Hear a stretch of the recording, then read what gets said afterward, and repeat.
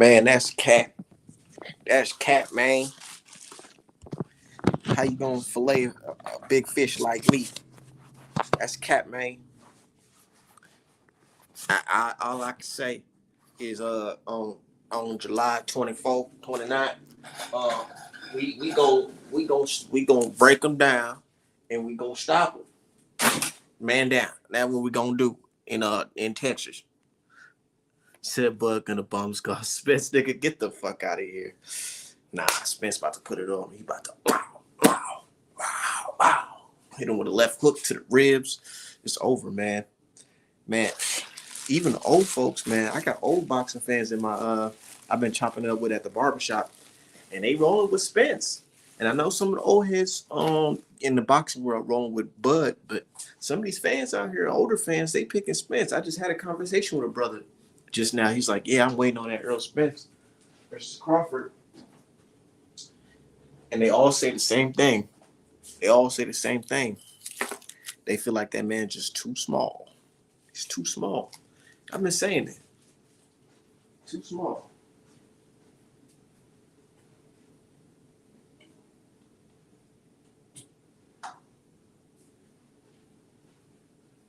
He not ready, dog.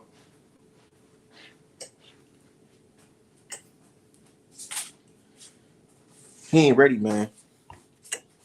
I like that press conference, dude. Said this fight's for all the. Not only is it for all the bragging rights, it's for the belts too, my guy.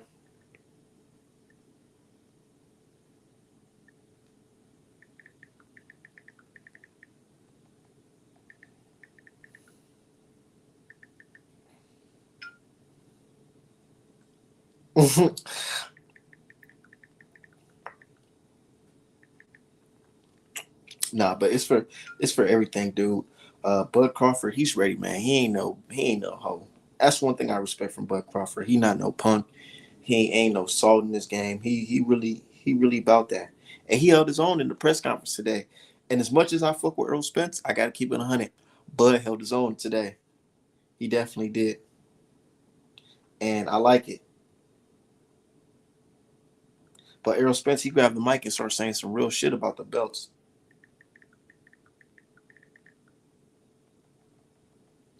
He said some real shit about the belts, y'all. How these guys are getting all this money from the sanctioning fees, getting 3% of what we making, getting 3% of what we making, but where the fuck is the money going to? There's fighters today that's still fucked up that talking about the WBC ain't giving no bread to help them out or nothing like that. I'm talking about Jared McKillen, his family, saying that the WBC basically left them niggas on red. And that's true, man. I don't like that shit. Even with like paying taxes too. I don't like I don't like the fact that we give our bread up and it's not going towards something that we could see physically that can help us or help the next coming up. It's not. You know what I'm saying? And that's why I don't respect the WBC at all. And the other sanctioning bodies, I don't respect them niggas at all. It's just the fact that you robbing fighters is bullshit.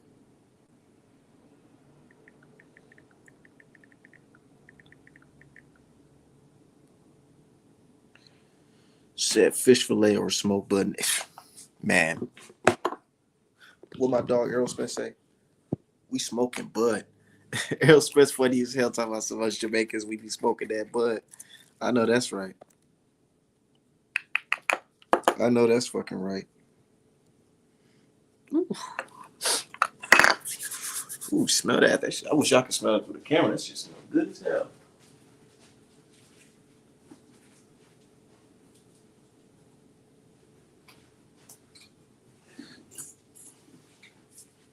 Nah, but coming July 29th, it's gonna be a tough fight, dude. Errol Spence. I love the way Errol Spence and his coach talking that talk right now. Uh, they ready, man. They ain't no bitches, man. They're fucking ready. Hold on, let me see.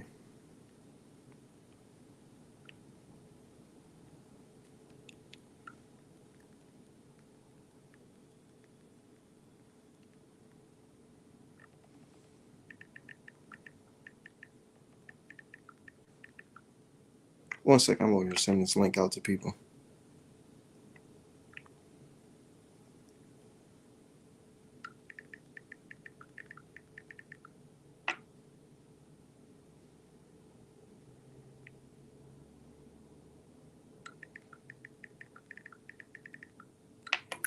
But yeah, I'm loving that shit. Said EJ a real one. He stays speaking that real shit, and that's why they call. I feel like that's why they call him the truth, not just only because his skills, because what he bring to the game, man. He bring that realness to the game.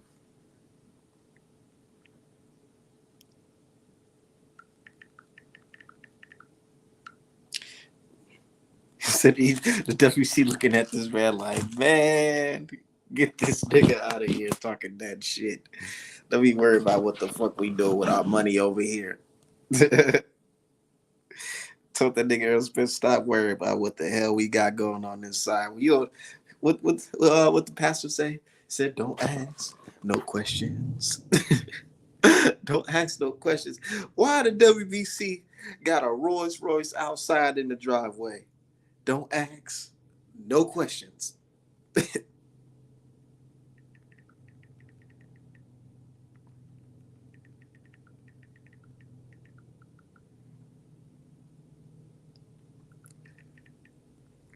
Said why when you see Mauricio Suleiman, you see a Rolex on his wrist.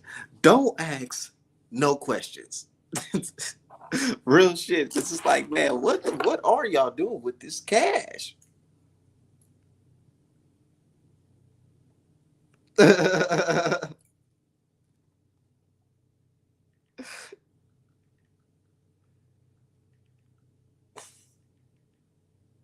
And they funny as hell. They talk about some art man fake as hell. Art man picking a Jamaican to be the FBA. Ain't that something? Man, shut the hell up. Errol Spence is FBA too, man. He just Jamaican and FBA. He the best of both worlds. FBA's Jamaica got the best athletes. So I don't know why. What's nothing wrong with being both, nigga? Shit, ain't nothing wrong with being both. Ain't no wrong for him to be proud Jamaican and FBA. I'm just trying to start some shit. I see a whole lot of people in my comment section. Oh, you hear Art? You hear Errol Spence say he is Jamaican? Duh, we know he Jamaican, nigga. He came out to fucking Jamaican and American flags when he fought Mikey Garcia. Come on, man. He said, yeah, man. Yeah, shit, I'm Jamaican too. Well, I'm about to be smoking on this goddamn bud. Nah, bud talking all that shit though. I like it though. I like it. EJ mom is FBA and his dad is Jamaican. That's what I'm saying. 3% of 50 million is 1.5 million. And that's what I'm saying. Like, what the fuck? Like, what are y'all doing with this money?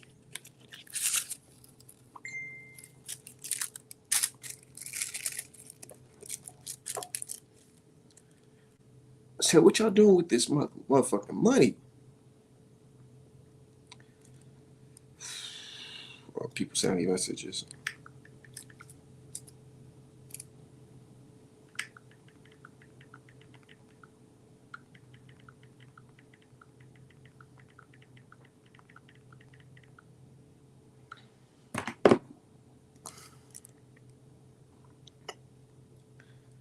Said the WBC, they just bought a new house on the hill. But don't ask no questions.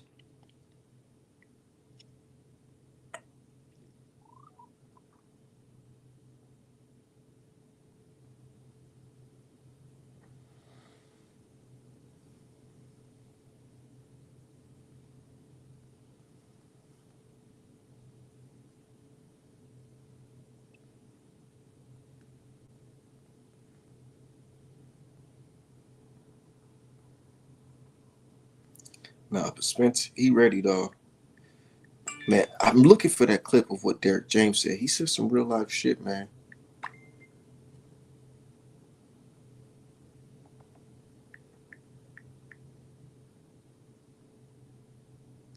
Let me see if I can find some footage real quick.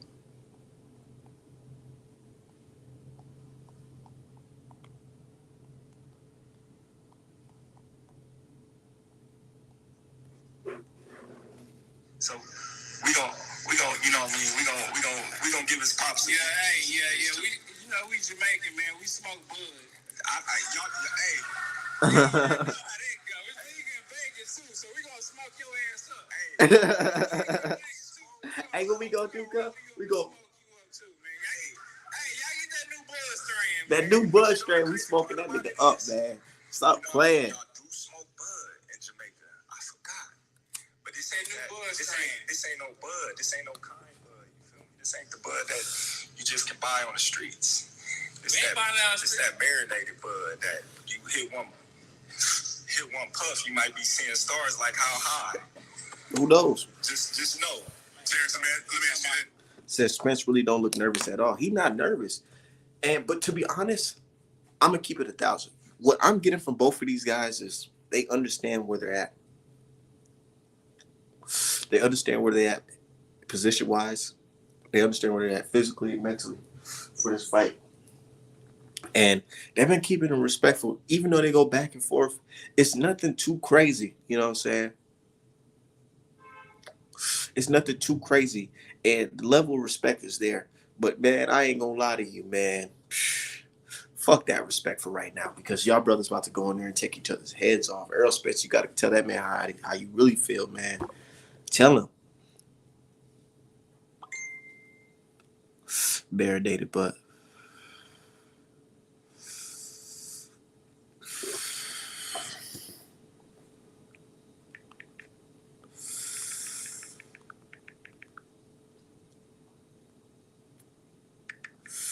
Hold on, hold on. Let me send a link to this dude, this fucking Bud fan. He's all on my fucking on my heels right now.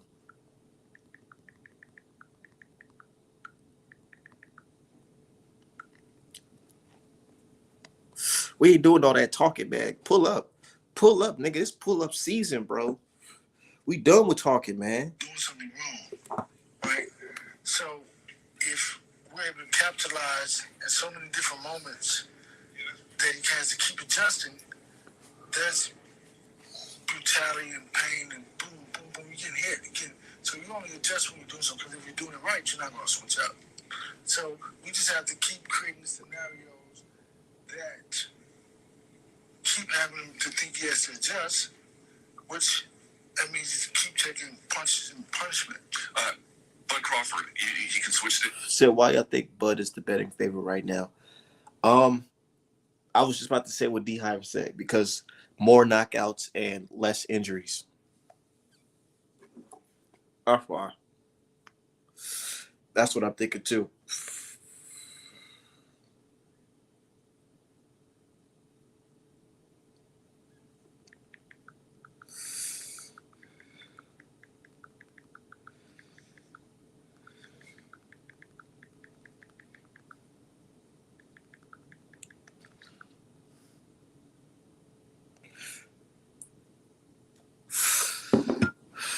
Bud retired after this beating, man. Errol Spence, dude, this is how I see it playing out in my head. I see it playing out like this. Bud's gonna try to outbox Errol Spence, but he's gonna keep on getting popped with a jab, and he's gonna say fuck it, and he's gonna try to fight in the inside, hopefully that he has some type of finessing and good countering skills in the inside to hurt Errol Spence.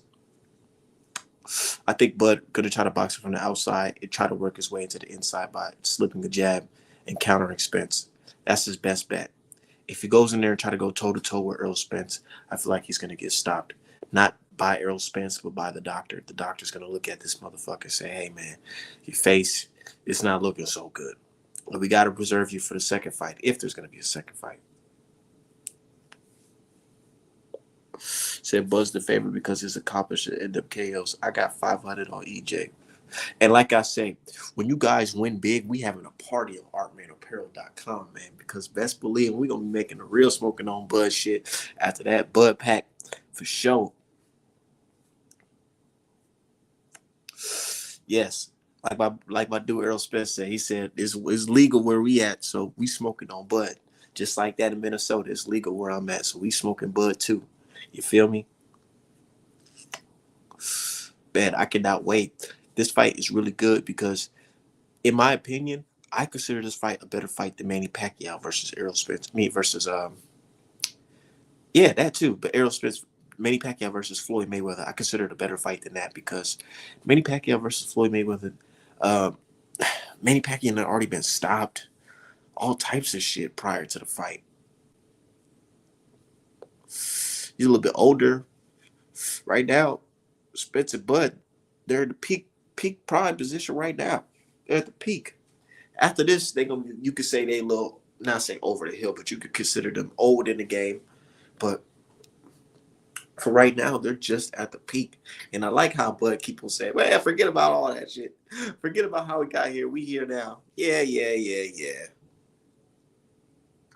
Let's be real. We all know why it took so long. It's because of Bud Crawford. But Bud fans, they so funny because they like throwing that in our face. They like, oh well, now that the fight's signed, you guys can stop talking about that now. You guys can stop talking about it. Talking about resumes. Who cares? We're fighting now. Da da da da da. Yeah, okay. I get it. I understand that. But we're not gonna act like it don't exist. Man, I ain't gonna lie. Errol Spence is a better man than me. He got more respect for fighters than I do. Because I would have told that nigga Bud straight up, nigga, fuck Ricky Burns, nigga. Do I look like a motherfucking Ricky Burns, nigga? I beat Ricky Burns' ass right now before fighting you. What are you talking about? I could beat that nigga in 30 minutes, bro. I mean, 20 minutes. What are you talking about? 5 minutes, if that. That's the type of shit I'd have been said. I'd have been said, man, fuck that, nigga. All them niggas on your resume is fucking garbage, nigga. Only highlights you could say is fucking Sean Porter for real. Let's be real. And he was on his way out the door. Spence need to go ahead and come with that energy, man. Fuck keeping it respectful. He said a dongle. He said, yeah, that nigga Reed just stopped him in fucking one round. What are we saying here? What are we saying here? Like, come on, dude. I know, nigga, Bo Mac talking about, I heard that, and I heard that shit. I was just like, when you say got it out the mud, okay, I can get it. He could say, okay, we came from the streets of Omaha and we made it this far in boxing. Yeah, you could say that for sure. But when you talk about the competition, I hope you're not considered your competition in the mud. I like how Derek James said, yeah, Errol Spence, he fought guys, nigga, it wasn't 100% chance that he was going to beat him, that the guy was going to beat Errol. I mean, Errol's going to beat that guy. Every opponent that Bud fought, Bud was always the heavy favorite.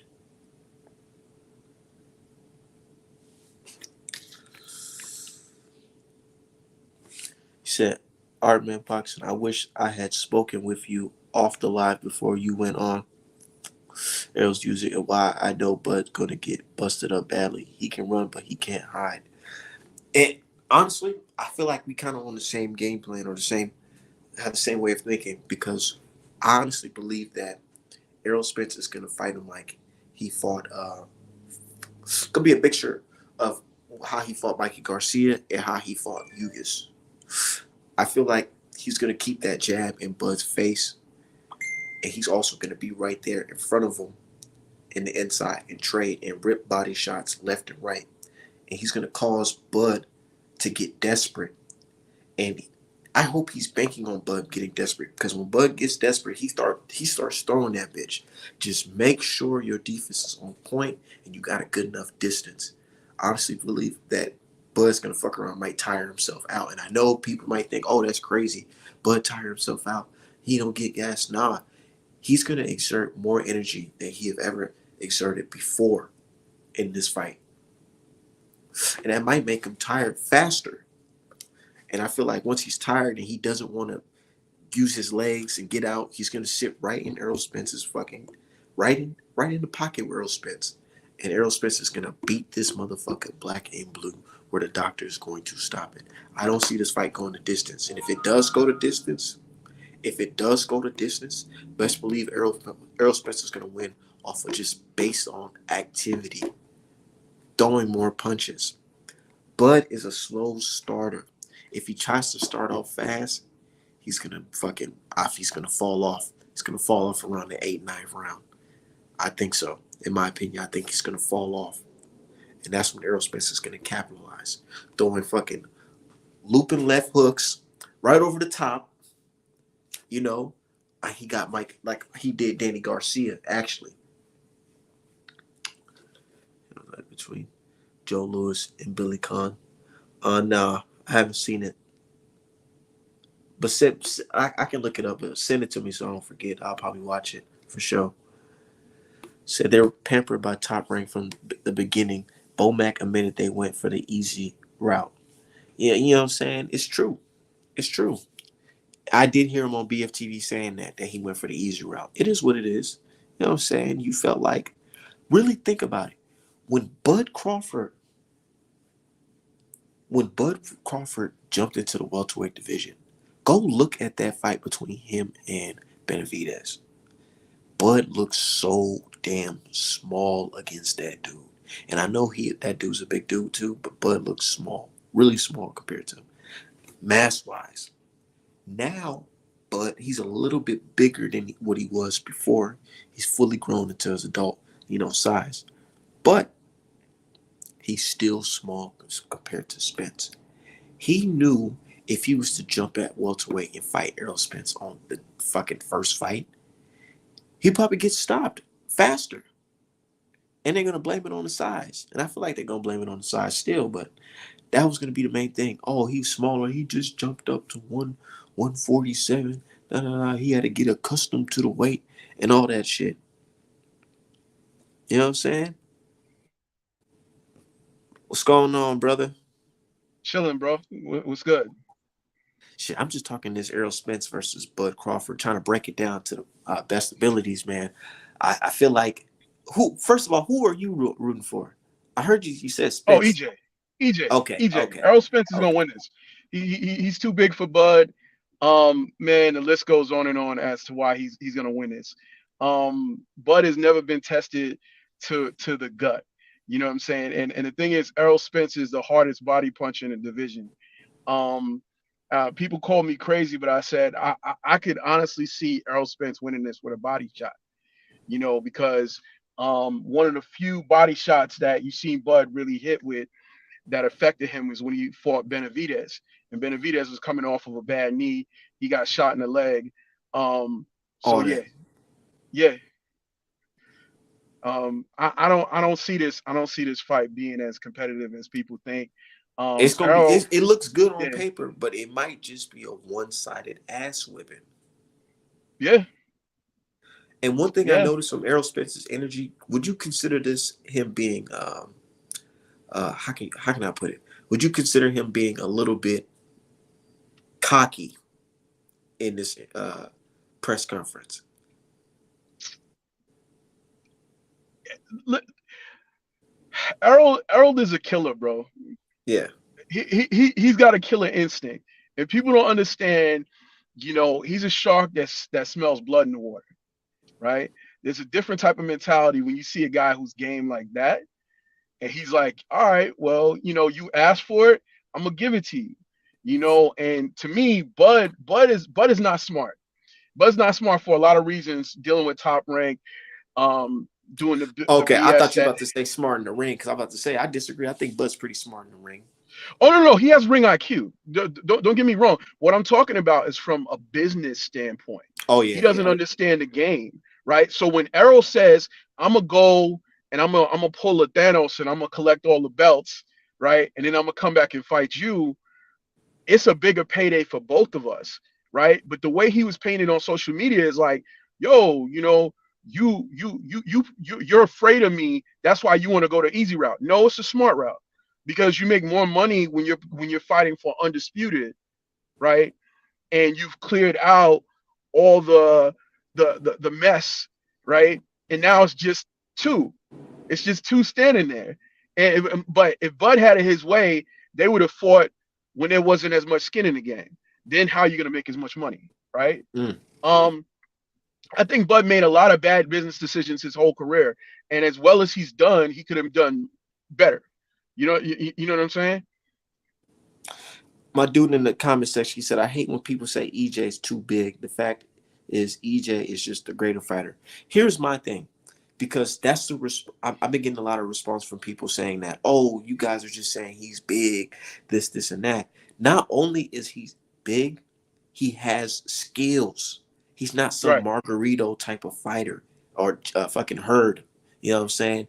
The Right. motherfucker has skill. So you have to throw in the fact that he is big and skilled. The combination of both is what's gonna make it really hard for Bud to pull it off.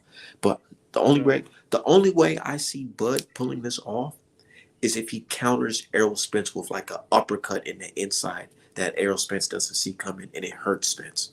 And he capitalizes on that and jumps on him. Right. You know? Something like Right. that. That's how I see it.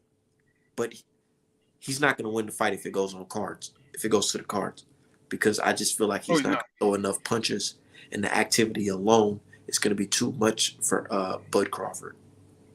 But if Bud tries to make this a dogfight, which I feel like he will after a certain round, he's going to fucking get stopped. That will Errol Spence is going to beat the will out of him. And I told folks on Twitter, I said, check this out. Bud is already talking like it's over for him. He's already talking about what I accomplished, what I got so far. And, Yep. you know, he even said it like, nigga, I can retire. I'm Hall of Fame. Okay. So that lets It's me wrong know mentality. when Yeah. it comes down to that grip where y'all both getting punched on, nigga, is Bud willing to go that extra mile, or he gonna think about how he got that Green Beans victory and the Ricky Burns win? You know what I'm saying? And that, and think, maybe I could just take a knee and just call it that because I don't want to get fucked up out here. Yeah. I don't see Bud ever quitting. I think he would go out on a shield. I think he definitely has that dog in him. He gonna fight anybody. And I wouldn't be surprised if he went southpaw, fighting EJ. There's a lot of different things that Bud can do in the ring. When I talk about EJ being too big, I'm not just talking about size. I'm talking about imposing your will in ring generalship, right? Being able to cut off the ring, being able to more or less bully your opponent, doing little subtle things in the corner that people just don't know. Like there's a reason why people are calling Errol Spence the eye collector, right? So you look at the guys that he beat the hell out of in the last couple of fights. Um, he bullied them. And it's not just because like some people say, oh, he really should be fighting at two weight classes above where he's at. No, I mean the man makes weight. He does what he's supposed to do, right?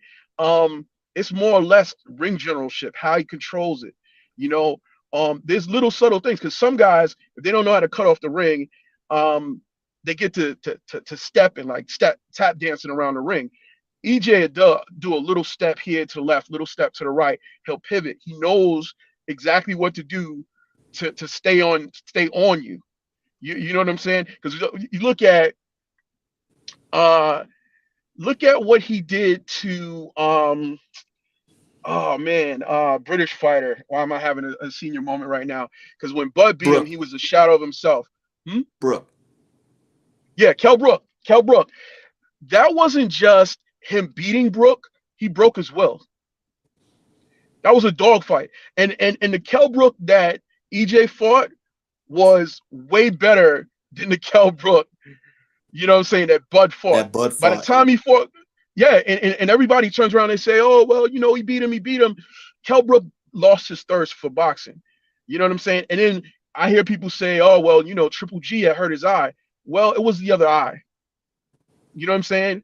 It wasn't the same eye. The guy fought at 154 before he fought Bud. What are Yeah, we talking? And he already older in the game, and we all know how it is because a lot of people looked at Kell Brook and said, "Look, oh, he's all shredded and all that shit." Man, it's not about him just being shredded. There's something in him internally that was beat out of him years yeah. before, which I don't understand. To go in there shredded, that's fine, but when you get punched on, nigga, all that shit comes back. They don't. Everybody, They don't everybody understand got a that plan part. until you get hit, right?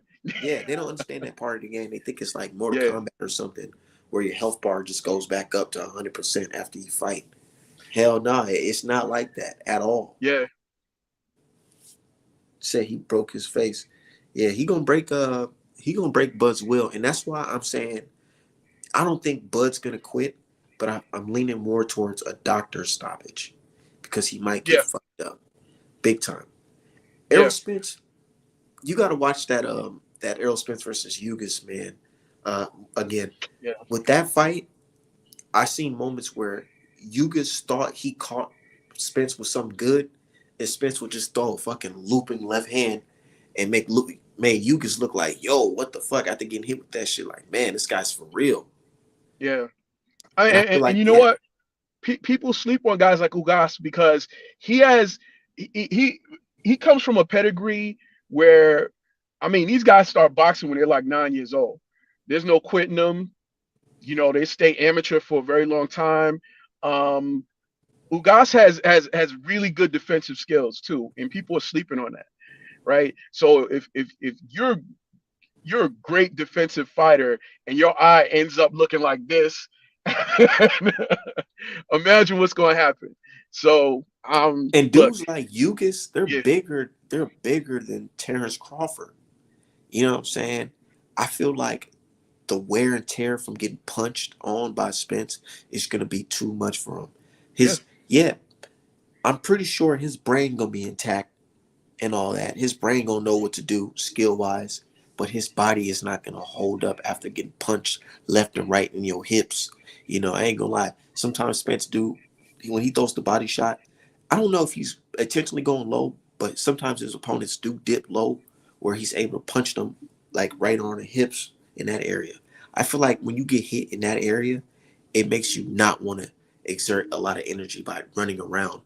I feel like it makes you lock up. You know what I'm saying? it drains you. Yeah, Where it you drains you. have to stay right in front of the dude because you like, oh shit, I don't want to try to, how I'm gonna get out this situation. Unless you a guy like Keith Thurman. But man, I feel like he's gonna be locked in and he's gonna be right in the middle training with Spence. And he knows he can't put himself in a position where he's gonna be in a pro Spence crowd and he's on his bike. That's not gonna look good. He knows it's not gonna look good. So he might try to take it to Spence.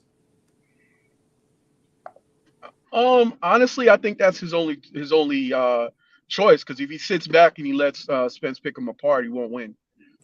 You I know, know. So that's why I feel like Bud is he's gonna for the first couple rounds he's gonna box, what I'm saying, on the outside, kind of slip a couple Errol Spence jabs, a lot of lateral movement, moving around. And then I feel like once you notice that, yo, you're losing on the scorecards because still you're getting popped with a jab, still, even though you're slipping some, you're still getting caught. And when y'all get close in the clinch, Errol Spence is still gonna be ripping body shots. So I feel like around the fifth, sixth round, he's gonna get, that snap where he usually has like, okay, yep, I gotta get for real. And when he yep. gets for real, Errol Spence is gonna get for real too, and y'all just gonna be slugging the fuck out. And he's gonna pray that he gets a counter in the inside because if he don't, he's gonna get punished. He's gonna get punished. And I feel like the doctor's gonna see his face. You might see a Lubin situation going on, and they gonna say, "Hey man, you know what I'm saying? You're a fighter, but Yeah, we can't let you fight anymore tonight." That's how I yeah. feel playing out. I mean, that's the way I felt for a while. I mean, my biggest concern with Bud is that he let a lot of his prime years go by on a bad contract with Top Rank. And when you look at boxing, 35 is usually the end of people's career. You know what I'm saying? And Yeah, right now, he's they one of was the calling five niggas like oldest Mike champions in Tyson boxing. washed around 35, super Yeah, washed. yeah. And it matters how you take care of yourself, and it also matters what your attitude is. And I'll just be honest, like looking at the press conference, Bud didn't look too confident. He didn't look like himself. Even the way he was dressed. I mean, the one thing that I say that is good, both of these cats showed up. They look like they had the old school beat up froze with like they've been digging in the trenches. You know what I'm saying? Real And shit. I know. That's what I like that shit. no, normally when you see cats and they grow a fresh afro with some knots in it, With you the like, with the all right, yeah, it's yeah. gonna be a Sometimes they scrap. have the taper and shit like that, but they for real when there's no taper. It's gonna be a scrap. I mean, in a perfect world, and I don't know if this would necessarily happen, but if something went down and it looked like a Hagler Hearns, man, it'd be Christmas because this year has already been a good year for boxing, and these two guys could definitely pull off a Hagler Hearns, right? That okay, I know what you could do in the ring. You know what I could do in the ring. We're so talented. We just gonna X all that out, and we're gonna go head up, and whoever gets knocked out gets knocked out. It's gonna that look would be better. beautiful. It's gonna look better than Manny Pac versus Floyd.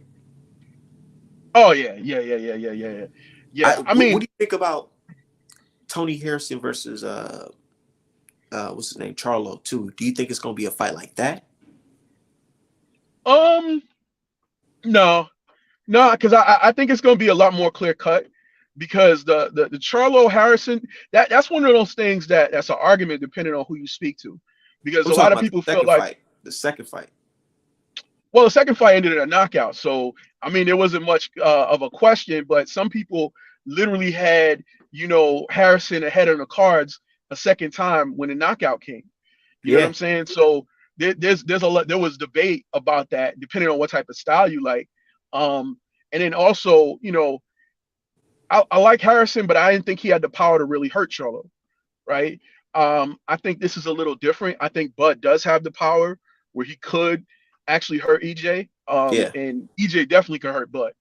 Um, you know, people who look at certain fights and they start lunching and they say, "Oh, well, EJ doesn't have any power." I don't see that. I don't know how anybody comes up with that idea. But the average boxing fan out there, they don't look at body punching as legitimate. They don't think that, because you see it like with the Haney fight, With the with Haney Haney, and I was just about to Lomachenko. say that.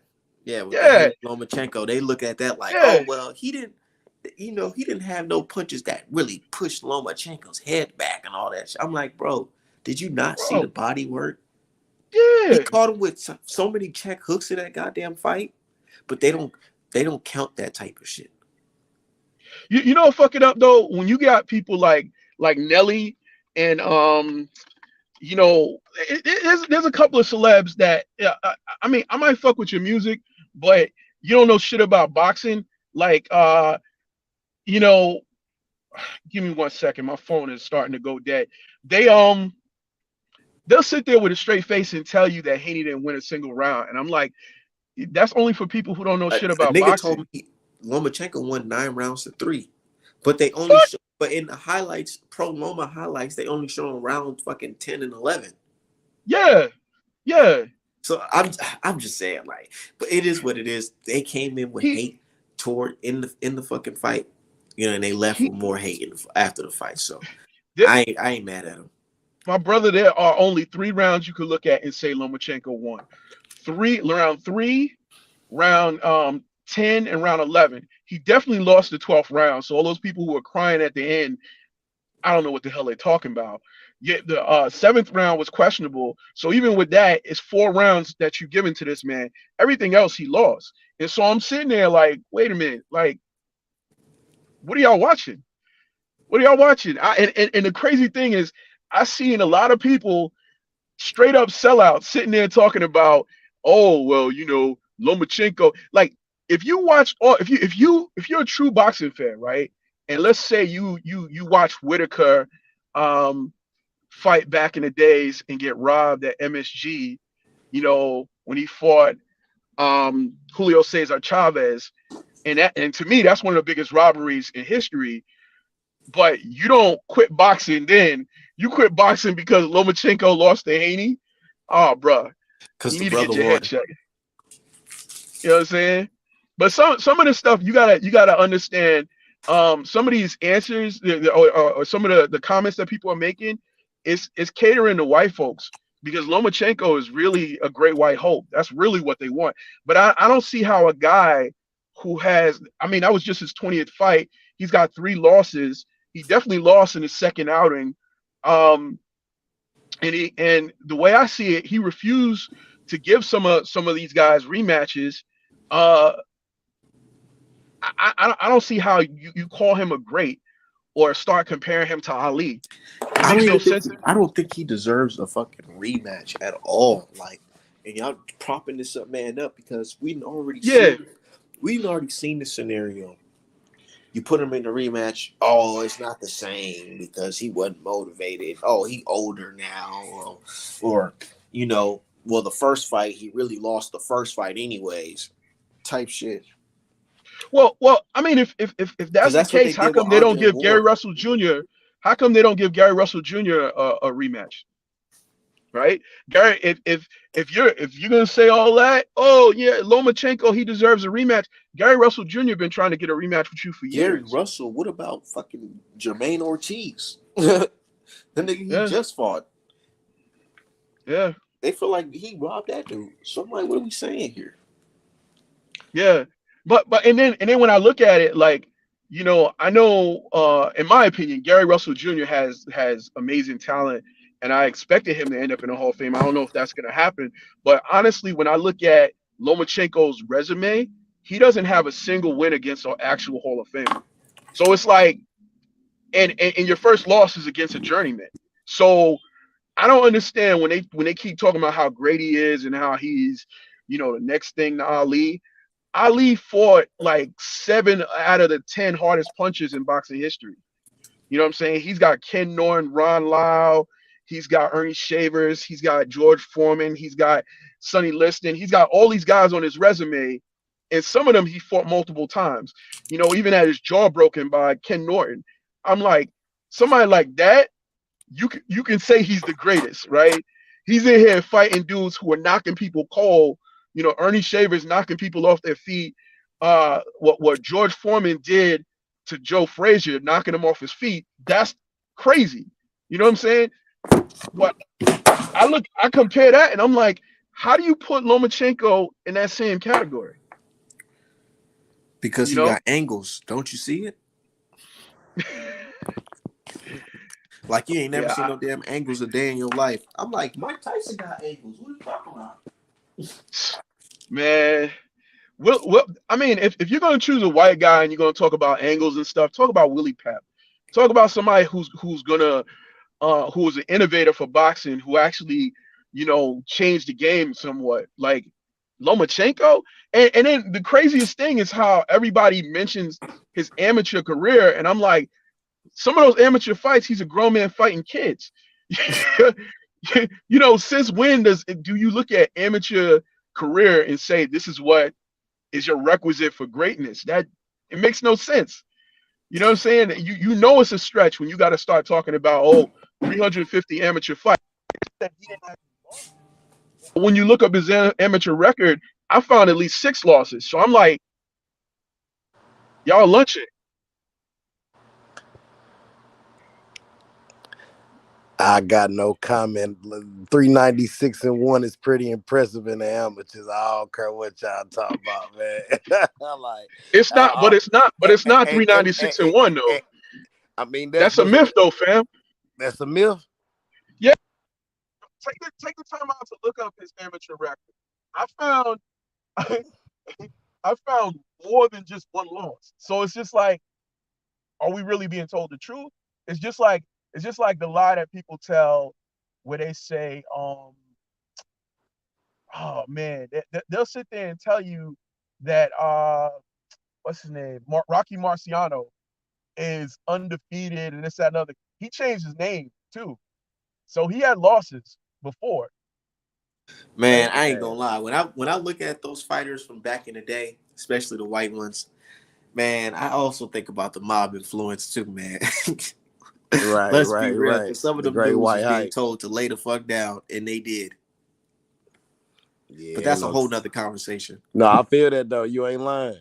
But I like Loma, man. I be hating that y'all be going in on Loma. I'm just gonna stand down and See, just and that's the thing, bro. I like Loma too, but the politics and all that just makes me like dislike what he stands for. And then now I'm starting to dislike him after all this bullshit he been saying. Nah, me too. Nah, nah, I'm a fan, but there's some whole shit with he on that old violent Man, y'all, petitions and doing man, all that folks crime gotta shit. call it I ain't how it feeling that. is. I can't say Wilder. Y'all hate excuses because of Wilder, but then turn around and let this man fucking say whatever. This man talking like he undefeated 3 times, Nah, not that's some once, but bullshit. 3 times he's undefeated in his losses. That's how he feels. They weren't losses. But you see what's being discussed. You see Bob presenting a rematch offer for Loma. I told you that was going down, bro. They ain't finna just give up that easily without trying to put that boy back in position. And I told you, I feel like outside the great white hype shit, he deserves a rematch. But We gotta Bob ain't see how finna that let shit this go shit though. slide. We gotta see how that go though. Rematch against Lomachenko at I love 135. that. Like At I told you, or 135 if he though? go up to 140, then that's the move. But if he stay at 135, it's nothing but Loma and Tank there. Like as far as the bag, even Shakur ain't even the bag yet. If Shakur got a Dev, I wouldn't take that Lomachenko rematch first. I would want Tiafimo at 140, and I want the winner of Lomachenko and Shakur Stevenson. nah. Once he go up to 140, he ain't coming back down. That's a wrap for 135 Nah, after that's that. what I'm saying. Like that shit gonna be at 140 between Shakur Stevenson and Devin Haney. Yeah, that's what I'm saying. I think the Shakur fight marinates a little longer. I do. I still think Shakur need to build his profile up. And like you say in the event that uh if the event that Haney stay at 135, you're not finna fight Shakur in the next two fights. It's gonna be Loma or Tank. Like Shakur not even in that equation at 135, I think, for Haney. You know what I'm saying? Like I say, Cuz gotta build up his resume. They making it that though. They Oh, trying. Look, no, I see a lot of hype behind it, but it ain't sticking yet to where it's profitable. You know, I don't know what type of because crowds that y'all can Shakur just be bring out. talking shit about Devin Haney. Who's to say that that shit gonna do more numbers enough to pay them what they would like to be paid? How much would you fight Shakur Stevenson for right now? How much what? Would you fight Shakur Stevenson for right now? If I'm Haney, Yeah, it doesn't it doesn't warrant a pay-per-view. Like I can't. I mean, outside of Haney feeling like he a pay per view fighter, Shakur definitely not. Like, so that's a battle on the paper right there. Because for one, that should need to be on regular ESPN, even though we know it's a pay per view fight. But because Shakur ain't built his name up, you know what I mean? That's a hard stretch. That's why I'm saying for sure Loma and Tank, because we know for sure we could put that on pay per view. You know what I mean? Uh, well, the problem is Shakur ain't really been promoted the way he should be. You know, um, if you look at most of his fights, they've been late night on a Saturday for free. Um, no commercials, no promotion, and it's really hardcore boxing fans that follow him. That's it, right? The big money is when you could get those casual fans in. You know, I agree. But like me and Art said, even at 135, Shakur ain't done nothing. We just need a name or two. Like you say, he could step in and fight Loma. That'll be good for Shakur resume and profile as far as just name recognition. But I don't think going into them negotiations. But I do think Shakur is smart enough to know to take a low cut against Haney. And I don't think he would make the negotiations difficult because he know a win over Haney put him in prime position. You could just tell the way he talked. Like Shakur don't seem like one of them delusional fighters that don't get it. Like he know that, you know what I'm saying? yeah, Like if you was to fight Haney, you would have to concede in a lot of ways, financially, all type of shit, because you ain't got a leg to stand on as far as like you got a reputation, but you don't have a name. Like and I like the Oscar Valdez win, and that was good for him. But like I say, nothing to warrant a pay-per-view. So that's the problem with that fight. Which I don't got a problem with because I want to see Shakur do a little more work anyway. You know what I mean? Get a Jermaine Ortiz out the way, or an Isaac Cruz or anybody at 135, just to kind of just boost up the name and the popularity on him. Because he the goods for sure. But you know how this shit go. definitely, definitely. I Yeah. mean, hell, I would even try to fight Cambosis. I don't know if he. I Didn't don't know if Cambosa just he. didn't Cambosa just sign with Top Rank? All right.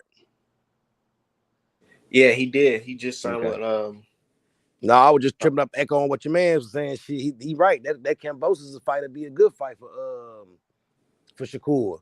Actually, that's oh, one of the and more that's the thing. entertaining fights. Like that's what I'm saying. Like Shakur, you know what I feel like they're gonna keep on barking up this Devin Haney name just to keep on. And I know my dude, Just Do, he don't like what we said, but yeah, it is what it is. But it is what it is. He said, no, I said, I feel like he's gonna keep on barking up this Haney tree to build his name up, basically clout chase to continue to build his name up, and then he's gonna fight other dudes under Haney that's in the rankings, like a Kambosos, like a Lomachenko.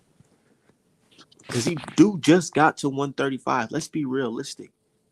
You think they're gonna Yeah, put him in there with the champion or Tank right now? I mean, shit.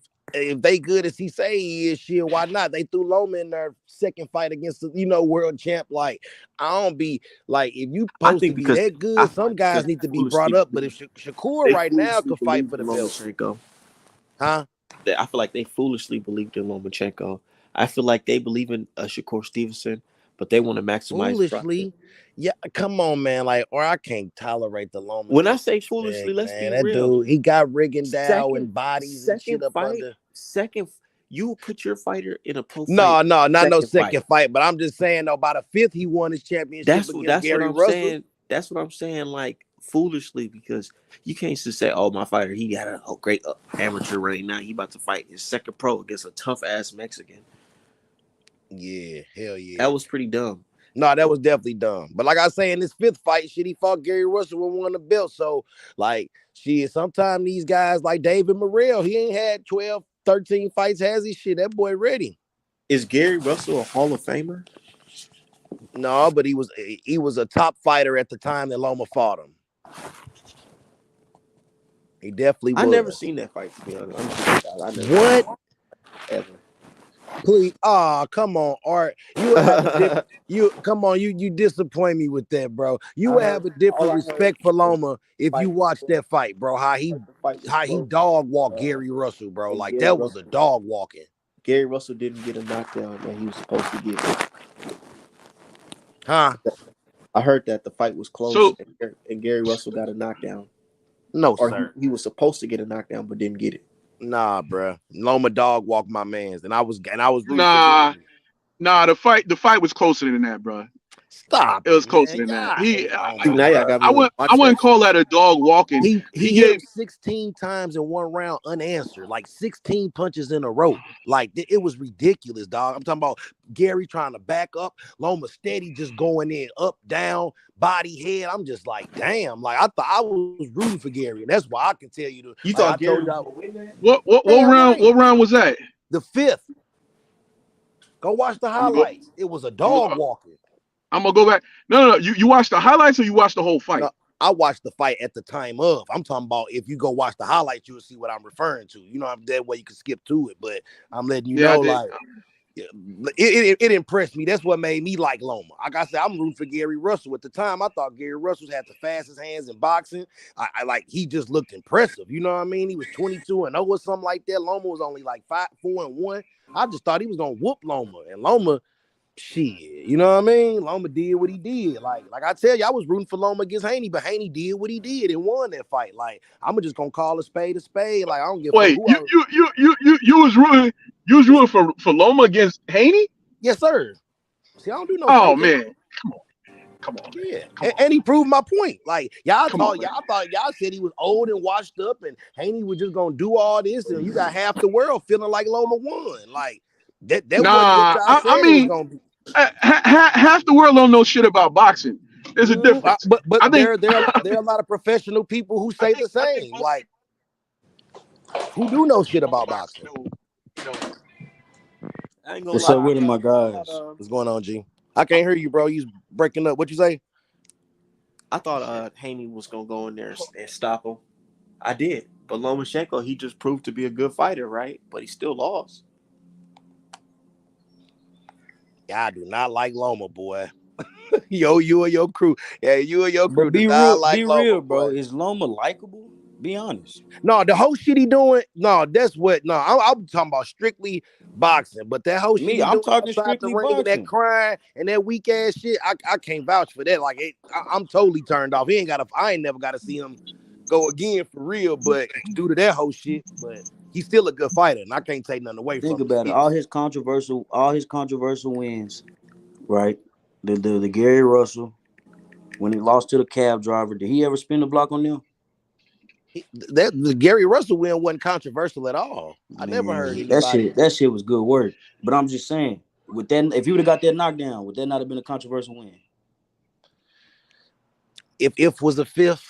I'm saying Loma was on his ass. It was a clear punch that put him down. If they would have gave him that, would it not have been controversial? Thank you. I think you guys got to watch that fight again. Even with him, No, if he'd have dropped, if he'd have dropped him, I still had Loma winning. Like that's how much I had Loma up. Like you know what type of controversy it is. Like you ever see the Zab Judah Floyd Mayweather fight when when he he dropped Floyd, punched yeah yeah, Floyd's glove touched the ground, it right? definitely did. It definitely did, right? So So you if giving you go Zab back and that, watch but you that won't give fight, it to. Come on, man. if you go back and watch that fight, and you can say, well, Floyd can't say he never been dropped because his glove touched the ground, and that's clearly dropped. It's the same shit, same I shit. feel, I And feel that. if you would see that with Floyd, but you can't see that with this, there's a problem. No, I said even with that, I still had Loma winning. If they would have been scored or knocked out, I No, still had him no, winning. That's man, how, bro. nah, Y'all nah. don't It was a like closer Loma, fight bro. than that. Y'all don't like Loma, bro. I be It was getting a vibes. no. I'm fair, brother. I'm fair. I just look at it and I look at the whole fight, and I don't. A lot of times I gotta watch the fight twice. I watch it without the commentary because especially if you watch it on ESPN. First of all, ESPN been trying to act like Loma's undefeated for like the past 5 years now.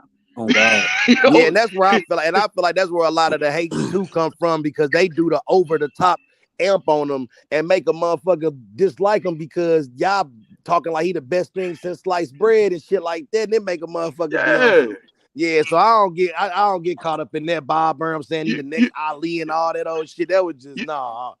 And you come know on, who I bro, keep it blame? real, bro. He You know who I ducked the blame? shit out of Haney. That Coonan ass Timothy Bradley. Timothy Bradley is the absolute fucking worst. If Oh you my hear god. Timothy Bradley commentary, you would think that there's no other fighter in the ring but Lomachenko. Loma misses. It's like a devastating punch by Loma. Nigga, what? Like, Hey, what? hey, bro, like, Art, no, I straight bet hella money on Loma for that fight, bro. I'm listening to the commentary like, Tim, shut the fuck up. This man is not landing, bro. I'm up here rooting for the nigga to land. But you lying, goddamn. He whiffing like a motherfucker. Like, he'll land some two straight lefts, but when he was throwing them so-called flurries and shit, like, a lot of them was whiffing, bro. And the body work that Haney was Facts. doing was stopping him from turning as much. And as much as Haney said Facts. that Loma would be dirty, Haney pulled some tricks out his book and got on his inside game and tied him up and got dirty work on the inside. But hey, it's all fair to me, you know what I mean? But I'm just saying he did a lot to negate Loma's attack. And like I said, I had money on Loma, but it just wasn't enough to beat the champ at home. He did good work, but it wasn't enough to beat the champ. You know what I mean? So that's I just got a it. question for you. Do you feel like he ducked Haney at first? No, I feel his position at the time, but I felt Haney's position too, what he was on. I don't feel like it was a duck. I feel like Loma was on what he was on. But and even in the fight you showed, it wasn't no reason that he should have ducked him. Like Hold on, that. wait. That let me ask the next question though. Cause look, if he would have fought Haney while Haney was younger and fresher at 35, when he had more pop, when he wasn't weight draining and looking like Michael Jackson in Thriller and weigh-ins and shit, you don't think it would have been a different fight? And I'm not taking nothing from the fight that happened. You know what I'm saying? It was a damn good fight, but I feel like he waited. He waited that nigga Haney the fuck out. Damn, don't you think that would work in Facts. Haney's favor though? Aging Loma out. I mean, he's getting bigger, he's getting Loma stronger. started at a smaller weight, so he put on muscle to get to 35. He not weight draining himself to make 35. Haney was literally weight draining. You know this. I, I can you can say that, bro. But if you at the weight class, you at the weight class. I don't be wanting to hear that shit like after like you was weight drained. Like don't fight at the weight class then. Like just move up. Like that's what I'm telling Art. Even with the next Haney fights, if you weight drain, bro, I don't want to hear that. If you want to stay and fight Tank or stay and fight Loma again, like if you physically you can't make 135 no more, just move up. Like you Now done good. I've been saying he should vacate all them bills, scatter the Yeah, go bitches around the ahead. world, and whoever want that smoke with him, fight him. Yeah. And I'm a Tank fan, big Tank fan. I don't feel like they should be fighting for undisputed. I think it should be at a catch weight or it should be at 40. But I ain't just gonna say just drag him up to 40, but shit, Tank done been up to 40 before. Yeah, Tank, but So let them niggas I scratch. think he learned from that though. That ain't his natural weight class, and you know Of these course it motherfuckers ain't. be testing them waters, bro. But you realize quick, like Canelo with Bivol, like you end up biting off more than you could chew. So stay like even Loma, I don't think 140 is good for him to go up. But if I'm Haney, like I just move up at this point because like I told Art, if you stay at 135, you kind of gotta fight Tank or Loma. But if health wise, like you say, 140 is good. You got Prograis there, you got Teofimo Lopez there, and I think that's what the contract is for. I think that little 2-fight deal with Bob Murray, I'm gonna be Teofimo and Shakur. Like I can't, you know what I mean? That's where I feel like he should go with this shit, and Shakur should just jump up. I don't know. I feel like that nigga Loma ducked the shit out of that nigga and was begging for a title shot after his. What was it? How many fights has Haney had since he had a belt at 35? 3, I think. 3, no. I'm bugging. It got to be 6, right? 6, yeah. I think he's had 3. I was thinking since Undisputed, he's had 3. Right, and then before that, he had Linares, he had JoJo, and it was somebody else, right? And I mean, they're sleeping on it too because I think 3 defenses being undefeated, that's actually the record right now for his weight class. You know what I'm saying? Because when you think about it, the last time, I mean, it was 4-belt era, but back then it was a 3-belt era. You had Pernell Whitaker. It was he had 3 belts, and I think he only had 2 defenses with that. So, I mean, Haney already got like a Hall of Fame resume. Oh yeah, Don't matter. And out of all the guys, his resume is the best. Tank and all them guys with that Loma win, that that I think that put him above everybody at that weight class right now. Yeah. But one thing I want them to stop doing is they keep referring to Lomachenko as a former undisputed champ. He was never undisputed. How are you undisputed? And how do they act like you have all the belts when Haney clearly had a belt? Right. You mean Teofimo or Loma? Both of them. Both of them. Right. That's why disputed. Think about another champion out there, bro. You're not undisputed. Teofimo only got on the map because he beat Loma. So how Haney was how the you become champion. Undisputed when you ain't beat an undisputed fighter? Yeah, but like you say, Haney had the WBC belt when he fought Loma, so he wasn't undisputed. And Teofimo had the IBF, so it wasn't even like Lomachenko had 4 belts, and he only had 2 of them. Yeah, he was never undisputed. And I've never heard them refer to Loma as undisputed, though. I've heard them do it with Teofimo. I've never heard them say Loma was ESPN undisputed. does it all the time, brother. All the time. All the time. It's bullshit. Yeah. Who y'all got though? I think Tank finishes Haney and Shakur, though, to be honest.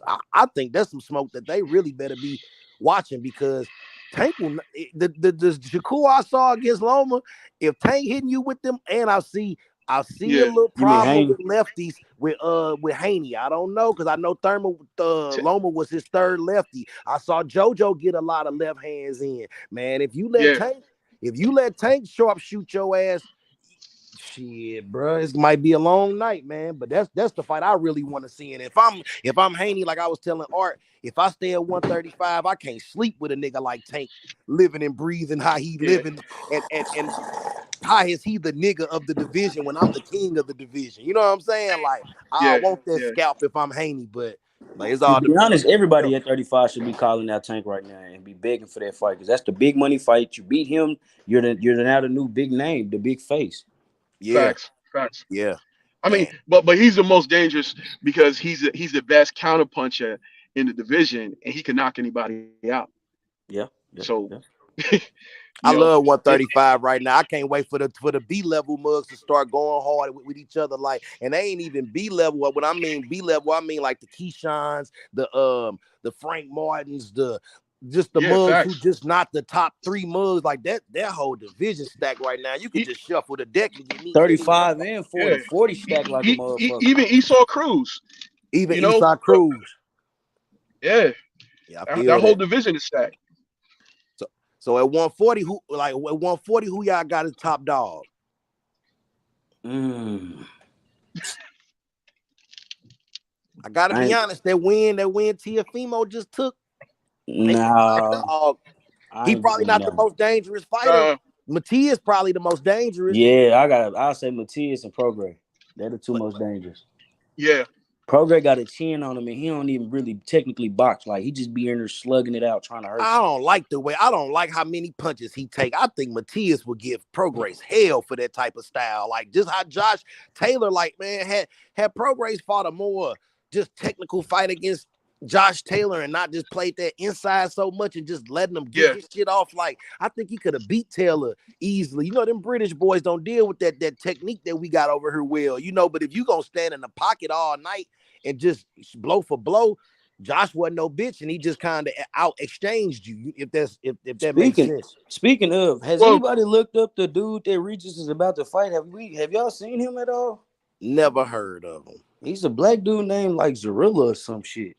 Is he black or is he like some Cuban or something? I don't know. I ain't never heard of dude. Cause shit, if he black and he I got didn't know this he had a slick fight coming style, up. yeah. Yeah, he's supposed to do. fight some dude, but he pulled out and there's some new cat. Like the Yeah, guy he you was supposed to talking fight like Liam Paro or some shit. Mm-hmm. But he pulled out and had some random ass look like a nigga though. So it could be one of them sleeper ass fights. But I don't know. So I can't really speak on it. I was asking y'all. Shit, I ain't hip. I just want to see them, like you say, 140, a hell of a gauntlet too. I can't wait Yeah, to see man. all them boys go against each other. Like Like Richardson Hinchins, yeah, Gary, the little Gary brother. Antoine, that's my favorite. Like, man, I know his last fight was a little weird, but he had lost his pops, man. But that dude is a beast. He's like a more sound, like his attack is Sean Porterish, like how he just kind of, but it's way more. He's Sean Porter with power. With power and like the Yeah. technique more be there too. Like it don't just be no reckless assault. It's some No, that shit do bulldoze be and shit. reckless. I ain't I gonna was just gonna say it's some bulldoze and shit, but it ain't Sean Porter. It's Sean Porter crazy. That motherfucker. Yeah, I don't know. I feel like all the 35 and 40, we're gonna see all them guys fight at some point because they all around the same size and age. You know what I'm saying? And I love the state of boxing where everybody, if you want that bag, you got to fight who the fans want you to fight. Ain't no more playing the super money role. Everybody need it. And if you want the real bag, you got to fight who fans clamoring for you to fight. That's why I feel like all these fights is just like hitting right now because they know like not only if you need the bag, but it's like shit, what else? Like you got all the fans telling you they in your ear, they in your comments and all that shit. Like it's time for everybody to just go heads up. Boy, that's why I'm loving this year, man. This year came through, boy. It's been some rough years, boy, but this year they came through. Shit. And I got Spence knocking Bud ass out. Putting his ass in the dirt. In the dirt. Hey, that was a better press conference.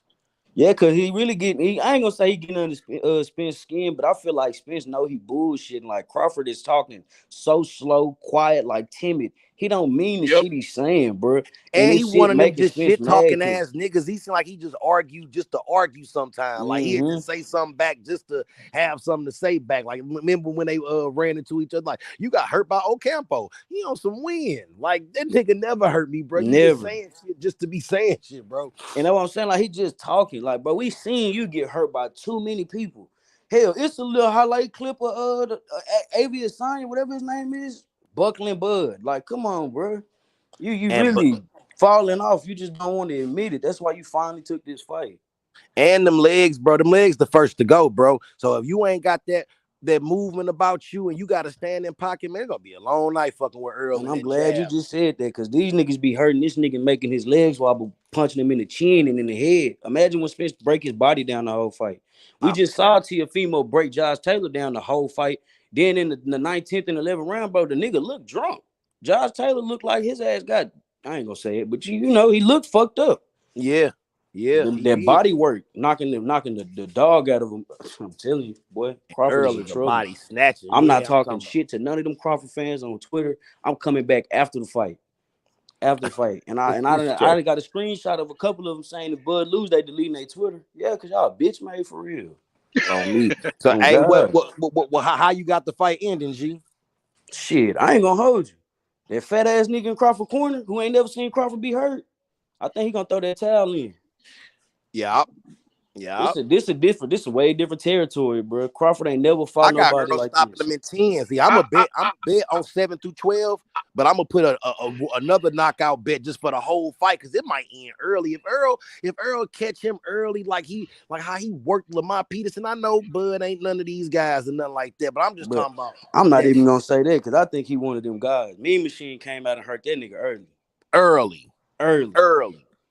And that rip if Earl catch you on the inside like that with one of them little short boy joints that Mean Machine dropped your ass with, you ain't getting up. Man. And Mean Machine was so fucking new to the game. He hurt him and then threw like a get off me flurry, like get the fuck, you know what I'm saying? Like it was some punches, but it really wasn't. Imagine Spence coming with some real body work while you trying to clinch, cause you really dazed. Come on, now that man ain't gonna make it. And don't let that eye get hurt and get fat immediately, because I'm telling you, they're gonna throw in the tail. They believe in Bud. You saw Kell Brook putting out that jab and was stagnating Crawford for a while in the first 4 rounds. Man, Earl jab is way more educated. And hey man, if you'd have caught Kell Brook early, Crawford, I don't know if you'd have beat him. Goddamn me, because I was big on Kell Brook back in the day. Even the fight he gave Spence, bro, because he was beating Spence ass at first in that fight. I swear to God, bro. And Spence dug deep and showed him who got the more dog in him. That people don't like to talking about that shit, but having that dog in you mean when you getting when 2 dogs fight, bro, them bitches be bleeding. Them motherfuckers be looking like they finna die. Then you see one of them out dog the other one. This motherfucker might got a rip in his face and he's still biting and clenching and shaking like he not hurt. Spence got that in him, and it's his whole life done showed you. But this man didn't got in a car wreck and got into another car wreck. He didn't give a fuck. He still drink. Like, come on, bro. You can say whatever you want to say about him, but he's really like that. He is a fighter at heart. Did y'all see the video of the car wreck, the first one? Yeah. Hell yeah. Did you? Okay, so look, it's technically 3 car wrecks, but did you see the one right after that? Are you talking about when the kid with the youngster hit him? That was the third one. Yeah. See, it was one before that. What? Right before the Danny fight. That's why Earl say he got PTSD in cars, bro. He say he be like that is probably a trip on his brain. But yeah, man, I know everybody had jokes. Times, bro. I know everybody had jokes when they asked Errol, what you gonna do next? And he's like, I'm gonna go, ride my horses. Yeah. He need to ride horses and stay out of a car. I swear, bro. The third time when he got in that car wreck, he wasn't even driving. He was trying to do the shit the right way. Somebody hit his ass. He got out the car on live, telling everybody what's going on. Cause one thing for damn sure, motherfuckers in Texas do drive crazy than the motherfucker though, man. On God, and I'm in Texas. On God, we drive fucked up. Man, I don't know if it's all them lanes y'all got on them big ass highways make motherfuckers just feel like they need to just hit that pedal. But I was down there for the Spence fight at Ugas. Man, it was motherfucker. I had this nice ass rental, man. I parked that motherfucker. I was scared to death. Motherfucker was flying down that highway down there. And a lot of people don't want to talk about this shit, man. Spence was fucked up. Yeah, I'm a Spence fan, so I was really worried about him. Yeah. Like, damn, is he gonna be the same? That man got in the ring with a champion and stopped him. When Spence be fighting niggas that ain't got belts, it's not even I gotta beat this guy. I gotta take something from. You know what I'm saying? He just winning the fight. When he get in there with a champ, bro, he really bite down. Crawford ain't never fought no real champ before. Even the Danny Garcia, bro, like to come back and fight Danny Garcia and just, even though Danny Garcia, the people got what they gonna say about him, he's a Hall of Fame fighter, bro. And that's a hell of a fight to take on your first fight back after a major car wreck like that. And he handled Danny ass, you know what I mean? Because Danny knew Danny really was a hoe. He thought, I'm finna get this hurt Spence, get this belt off of him. These belts up off of him, and I'm gonna move on. Well, you got your ass manhandled by an injured person. Hey, Copper in the comments talking about Earl don't drink. Yeah, he drink, brother. I'm sorry, he probably don't drink no more, bro. I said, and he's still drinking. I don't know who the fuck said said he don't drink. Yeah, I'm saying some brother in the comments. Earl don't drink no more. Boy, you crazy as hell. You crazy. Hey, remember that boy said Pregurious. But this is Dallas, Texas. I'm telling you, that nigga drank and he smoked. But we ain't gonna talk about it. You feel me? No, it's all good. But all we know is that jab go put that boy down. Like I got Crawford getting stopped in 10. I'm gonna give him 10 for sure. Like I think the first, if Crawford don't start fast and really kind of show out on Earl early, man, it's gonna be too late by that. Crawford don't know how to start fast. I know, and that's what I'm saying. But that's what adjustment you gonna have to make, because man, if that boy get the jab on, and that's what Danny Garcia said. He said you got to be in 15 round shape to fight Earl, because every round he coming with the same volume every fucking round, bro. From start to finish. Yeah, that's where you see a fight do that. Motherfucker be taking off rounds, halfway fighting half. Like Canelo will give you spurts in a round, but for a nigga to just constantly just volume, I think he threw like 1,200 punches against Mikey Garcia. That's crazy for a and they swore that he couldn't fight, and he really, people be like, he should have knocked Mikey Garcia out. He could have, but that's not what he wanted to punish him. Do. The whole purpose of he wanted to punish Mikey, which he did. And then Mikey is a world class everything. I'm a little bit better than him at everything. Mikey going in the Hall of Fame. He's a world-class fighter who know how to defend himself. That boy was in retreat that whole fight. Once he realized he couldn't get shit off after that second round, that nigga was in retreat mode. He never opened up for Earl to stop him. Like, he just kind of, he just played his part and got out the fucking ring. But for real, if he'd have opened up on a half of assault, Earl would have killed that man. That man kept throwing that fist in the air. Mikey's problem is that he loves shit after every round. That nigga straight to fist pump. I'm like, cuz you didn't win. I said, "Oh, you just here to survive." Okay. Yeah, thought you had some. The moral victory. Mikey loved them damn burritos too much. That's the problem. He gained weight. He turned fat, and he figured, oh, you know, I don't know what he looked at and made him think that Errol Spence was easy pickings. But he said, all right, I'm gonna go fight him. But what was fucked up was niggas like Sugar Ray Leonard. Sugar Ray Leonard straight said he think Mikey could beat him. I'm like, damn, Sugar Ray. Like, that's why when motherfuckers say people don't know shit about boxing, it's like, yeah, you gotta watch that statement because it be motherfuckers who do know shit about boxing. You know what I'm saying? Cause what was you thinking, bro? But I wish I'd have had my money on this. Huh? Yeah, niggas be hating on Spence, bro. Like, he was really mad because everybody was comparing Spence to him. Did you see Lennox Lewis' face when they did their face off? The Errol Spence and Mikey Garcia. Go if it's still on the on YouTube, go back and look at it. Because Lennox Lewis looked like he wanted to laugh. He was looking at the size difference. He's looking at the skills, and when they interviewed him later, he was just like, I don't know what Mikey was thinking. I don't know what Mikey. I hate Mikey whooped on Robert Easter Jr. Martin fight. That was a 16-1 odd. I can't believe I missed that bet, man. That was crazy. Mikey Garcia had me fooled, man. Nigga Sandra Martin handled his business. But they be having Earl fucked up, and people try not to give him props for beating Mikey, but I don't give a fuck. If you jumped in that ring, you still a world-class fighter, and Earl handled your ass. Like, so people don't even like to bring up Mikey when they bring up Earl's resume, but you got to, bro. Like, that's Well, Mikey asked for the fight. Mikey's the one who fought him out. Terrence Crawford said, who you fought that was a two-division champ or two-time champ? Like, boy, Mikey Garcia, the nigga you didn't fight because he was in your division. You didn't fight him. But Danny never won a belt at 147, did he? Nope. Yeah, he lost them fights. He lost to every Porter, Thurman, Spence. Yeah, he was just bested. Who y'all got Thurman coming back fighting? Shit, if he's smart, Ugas. If he's smart, he ain't smart. He's smart. I'm gonna say because if he try to be a Billy Badass to fight any of these young niggas coming up, but his ass is grass. I can maybe see him fighting Ellis off a loss.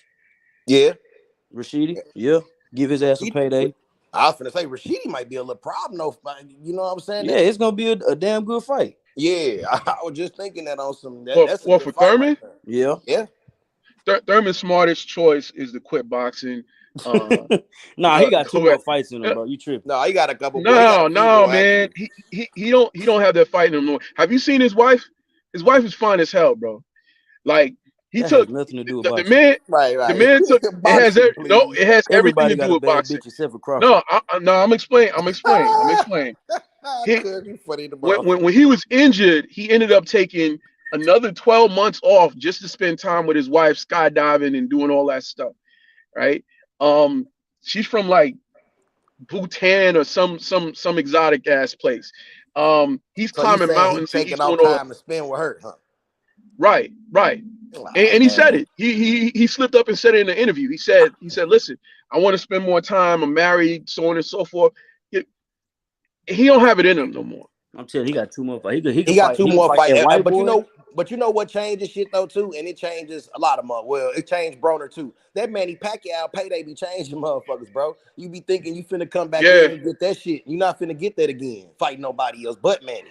Like, motherfuckers be thinking like when Broner was trying to come, I want 10 mil. You got that off Manny, bro. That's Manny fucking Pacquiao, bro. You're not finna get that fighting Boots or nobody else. You know what I mean? So you kind of just gotta accept where you are, respect, keep you honest, respect where you are in the game, and realize retirement money. Yeah, you gotta get your money now. You get 2-3 million, maybe, you know what I'm saying, and be happy with that. That's better than what a lot of motherfuckers getting. But man, PBC got some money. They got some fights over there for him. It's a couple people that's under the radar, undefeated. I wouldn't mind seeing him fight Virgil Ortiz though. But see, that ain't over there in his stable. They gonna have to break bread. You know what I'm saying? Split that money down the middle with Oscar But and that's Golden something Boy. I'm gonna keep it real. That's a pay-per-view fight in a respect. You know what I mean? Like, Yeah, any fight that Thurman fight with an undefeated fighter that's of a decent name is gonna go on pay-per-view because they're gonna be trying to pay him because he's gonna lose. oh, you got Thurman losing to Ortiz. Virgil Ortiz will stop Keith Thurman to the body. You're crazy. Facts. Facts. You crazy. Bro. You are probably 100% correct. But I can see Thurman landing a flush shot because I've seen Virgil get hit. Like he got some dog in him, but I've seen them get hit, and I think Thurman still got enough pop to be something in that fight. Now you probably right about the Thurman stock. couldn't fuck with Barrios too much. Come on, man. Barrios stood in the paint with all them punches. Never got dropped. I don't know. Yeah, I feel that. He still walked. He still handled his business against Barrios. Remember how Thurman looked against Josecito? Remember Thurman fighting Josecito Lopez? Yeah. You know, damn near knocked him Louis out. Collazo. Shit, Louis Collazo almost folded my man. But that's what I'm saying. So if they give Thurman a fight, it's probably gonna. What is that white boy name at 47, bro? Cody Crowler. Cody Crowler. They'll probably feed him Cody Crowler. Give him a knock fight. Hey, Cody got some dog in him, though. Shit. Yeah, but he ain't got too much power, so it'll be a safe fight. You know what I'm saying? Somewhere he can get in there and fight or box, whatever he want to do. He ain't got to. But damn, when y'all niggas start naming all them other fights that he had problems in, shit, Cody could give him them same problems Louis Collazo. He could, but it's a safer route than you're right. No, 100%. You know what I'm saying? Virgil, these niggas is hurting people for real. Yeah, Cody Crowley's a safe fight. Ugas is a safe fight. This ain't my opinion, but it's something me and Art threw out here yesterday. Is there a possibility that Boots is a hype job? Hell no. I don't feel that. I don't feel that way neither. Boots is definitely talked about it. Anybody who say that he's just a hype job, they don't know shit about boxing. He's definitely legit. He definitely has the skills. The question is he ready for somebody like Errol Spence? That's He's the not question. Fighting Spence, bro. I'm telling you, y'all out of there with that fight. I think they let him run 147 by himself. I think Spence move up after he Crawford. After the Bud fights. Yeah, he move up. And but look, I'll say this: if Boots get to talking reckless and they put his ass in that walk, cause look, he at 47, he can make 54. You know what I'm saying? That nigga can make 160. That nigga huge. Yeah, so if he get to talking reckless like he want a real fight, then he gonna have to move up. Cause right now 47 sold up, and then once the belts get vacated and they go everywhere, what's the rec gonna be? Who gonna be fighting who? Oh, Kenneth Wallace, another Philly bum. Nah, okay, you got a trip with Philly, bro. I don't know about the bum part. I was finna. You say he think Boots a hype job. Like I feel like I don't know about the hype job, but I feel like sometimes we'll put an amp on a fighter before he has proven what he needs to prove. Yeah, that's what I will say. He is the most unproven motherfucker in boxing right now. That with all the hype around him.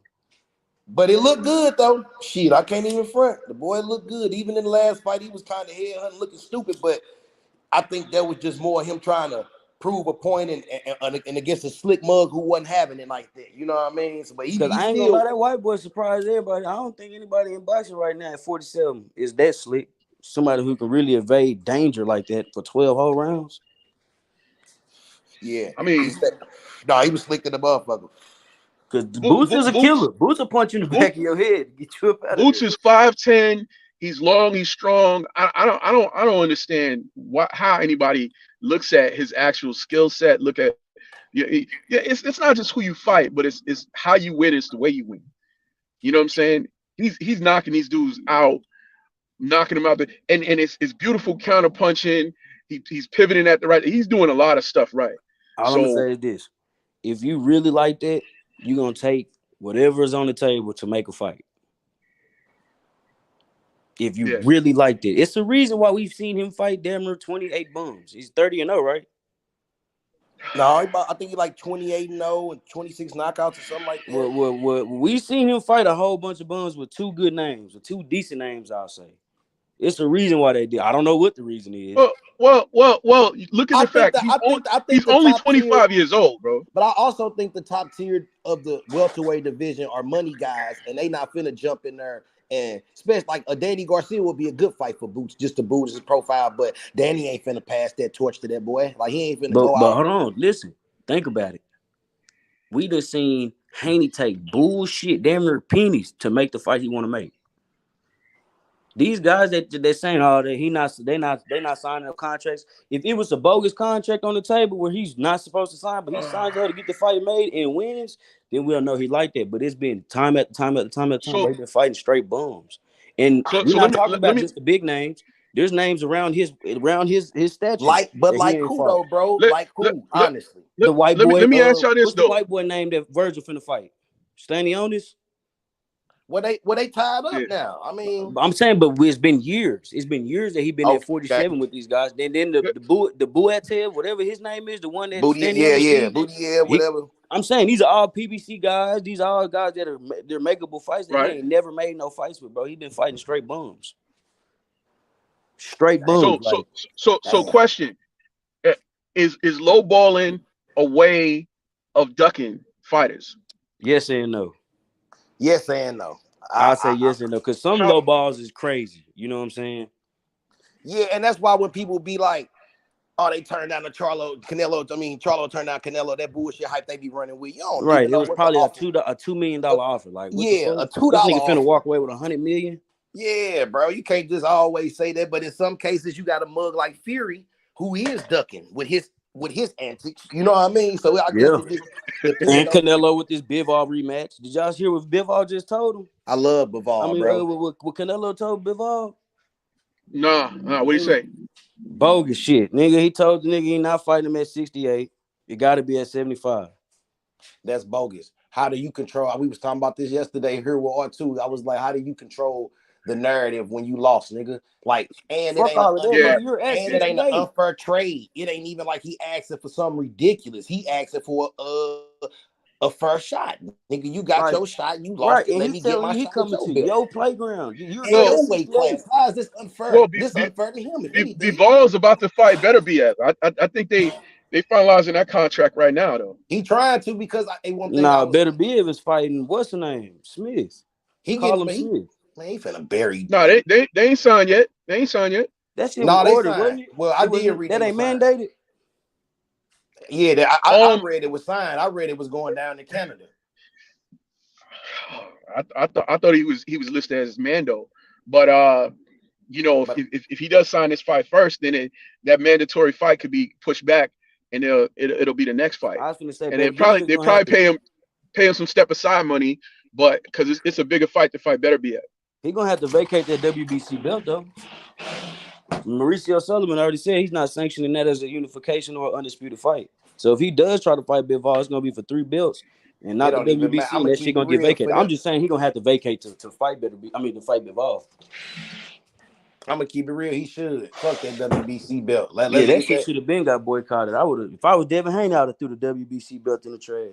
Doing just like Riddick Bowe did that shit. Put that motherfucker right in the trash. I actually said on Twitter, I was like, shit. When he beat Loma, throwback. They should give Devin Haney the franchise belt.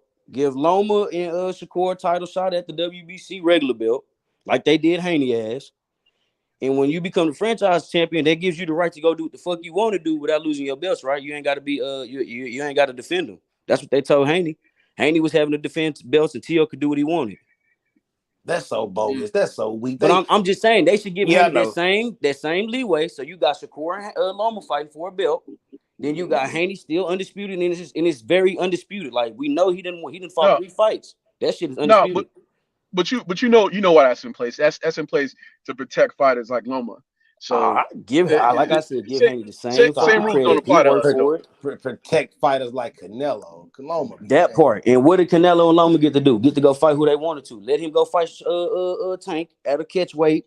Or let him go fight him at 40. Let him go fight Regis at 40. He get to keep his belts at 35. But what I like about what Loma did, he didn't cherry pick motherfuckers along the way because he could, like Canelo did. Wait, you said Loma didn't?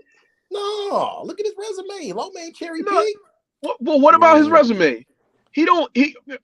Bro, he got names. Who's Lomachenko for? That's actually a Hall of Famer besides Haney. Rigondeaux. Don't do that. Rigondeaux had to jump up 2 divisions. Rigo ain't gonna make the Hall of Fame, bro. Rigo had to jump up 2 divisions for that fight. They fought at 30. Did you know that? Man. Facts. Did you know Rigondeaux fought at 130 when he fought Lomachenko? And gave him no time, really. Like, come on, bro. That nigga, and How he did not how beat you jump up Rigondeaux up. two weight Rigondeaux just divisions in got 6 weeks? frustrated You and quit. quit. You quit. He got frustrated and quit for sure. Man, You that shit quit. was rigged. That shit was rigged. I don't want to hear that. I don't Nicholas fall for Walters that was no rigged Moschenko too. bullshit. Nicholas Walters was rigged too. Yeah, Nah, yeah. that's That's why he ain't fight since. Lomachenko credit for it. You gotta give him credit for Russell. I don't like Walters. that fight. I don't You like gotta that give fight. him Russell, Walters. You gotta give him Rigo. You gotta give him Linares at 140, and he handled even in later business with Hold the on, wait. Tony's You know, and the And none of co-mains. them are Hall that's of the Famers janky shit though. I'm talking about. He fought Linares at 40, Yeah, but he won't fight nobody else at 40. man. Thank you. You see what happened to him though? He got dropped. Yeah, this ain't my natural weight class. Loma naturally 130. That wasn't a Naturally smart play. 126. He's That really wasn't a small. smart play. So if you gonna say whatever about Rigo jumping, He don't have the Loma reach. jumped up. But Rigo fights at 118. I'm just saying, Loma jumped up to fight. That's like if fucking what is his name? If Tank fight fucking Inouye at 130, would y'all call that a legit win? No, because Rigo was Now a you're Nah, bullshitting. Now you're nah. bullshitting because at least, hey, what's his name is a monster. He knocked shit out, went undisputed. So if he went up and fought Tank at 30 as a legacy fight, would you give Tank credit for whooping his ass? No, you wouldn't. I don't even think there was that much. I don't think he fought him. I don't think he made him jump up from 118 to 130. There, Bro, watch the fight. I mean, go look at it. Go look it up. I'm That finna shit's look at it up. 30. I want to say it was at You talking about Rigo? 128. Yeah, Rigo down. Yeah. He jumped up. He jumped up 2 weight. I know he jumped up a weight class, but I don't think it was from 118 to 130. But he did jump up, but I don't think it was no. It was at 130. I might be wrong. I'm just saying you gotta give Loma if you step in that ring just like we give Spence credit. And he only had a 6. He only had a 6 or 7 week camp too. You know that, right? Oh man, y'all got more excuses than a little bit for everybody who fight Loma. Point is he beat these people. And he beat the Nakatanis later, and he just gave Haney a hell of a fight. Like Loma is to be respected. Like they put the sauce on him, but he is to be respected, bro. You don't get these wins over Gary Russell and Walters, and you don't get them wins if you're not good, bro. You know what they did with Loma? They did. Can y'all hear me? Yeah, can hear you. Loma, they did the same thing that they did with Manny Pacquiao. You breaking up, G? Yeah, you breaking up. Yeah, I had to look it up. Yeah, look it up. I sure want to know, but I just feel like I say, man, regardless of the hype Loma weighed train, 129, Rigondeaux weighed 128, and it was for the WBO super featherweight title. There you go. And Rigo had came up. So Rigo had jumped from 118 and wasn't 122. Yep, in 7 weeks. No, I want to say Rigo was 122 when he jumped up. It wasn't from 118, bro. That's a hell of a jump. No, go back and look at Rigo's last fight. Because even that's 2 weight classes. Because 122, then 126, then 130. He jumped up 2 weight classes. He didn't jump from 118 up there. That'd be 3 weight classes he jumped up. But I ain't trying to say regardless. If we give Mike his credit last for fight beating was at Mikey, 122. It was at 22. Okay, before that, if we give Earl 18. credit for beating Mikey, we got to give Loma credit for beating Rigo, flat out.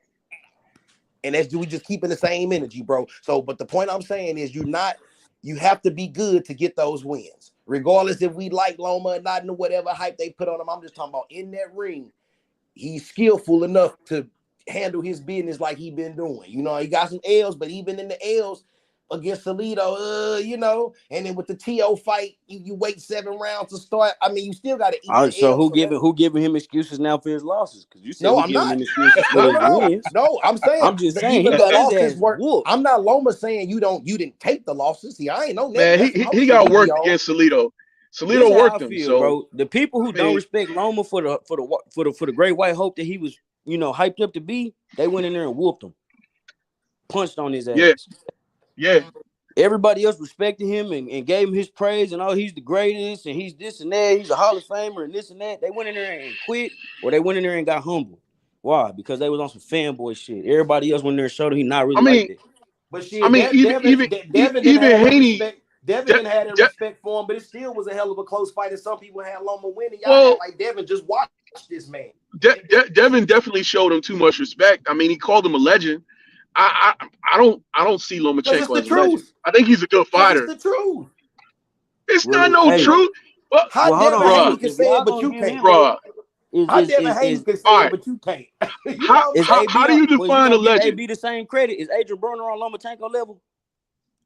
No. Let's talk about it. Let's talk about No. it. Oh, if you want to talk about stats, they will say Adrian Broner Broner is a got a better better weight resume. class. You They you will you you say know AB got a better resume, right? no, he does not. AB started at what, Oh shit! 26? You No, he about to does make me not, crash, bro. You bro. about to make me crash, bro. Name me AB AB, started at AB. I 26. I Belt just at named you. 26, belt at I 30, if I'm named not you. mistaken. 35, 40. No, I fucked with Broner. everybody. I fucked with Took Broner. his first Listen, but what I'm loss when he saying went to is name 47. 5 fighters that Broner beat that's better than the 5 I named on Loma resume. You can't. Broner didn't win the biggest fights. He got good wins, though, the Escobedos and the DeMarcos and all that's cool. But I'm talking about for real when it was time to step up, Broner don't have no marquee wins, bro. And that Bro, Paulie ain't Broner's crazy. losses came when he made it all the way to 47. Regardless, I'm talking about even Yeah. at 40 though. Well, who was the names? Like there weren't any top names that Broner took down, bro. Like I love Broner, that's my cat, but he ain't got no names like that. Like Danny Bro, got names, you giving Rigondeaux, you giving You Loma you Rigondeaux. Rigondeaux's from 118. but 2 weight classes, right? Don't niggas No, move up? Don't no. niggas move up all the no, but time? Bro, it's from 18, bro. Went to 22 to fight. Then he skipped 26, went straight to 30 and took a loss because he just gave up. He didn't believe in himself. Because Went he was back getting down. because he was getting handled in there and he couldn't figure out what to do. Man, watch that fight. That nigga was doing that ugly ass ducking shit, making Loma miss. Hey, Loma wasn't whatever connecting. the reasons you got is cool, but that nigga quit. Like, Okay, and that's why I well, just gotta guess give what? props where Loma quit props when he due. got in the ring with Tiafimo, and then he started back so fighting. But he quit at first immediately.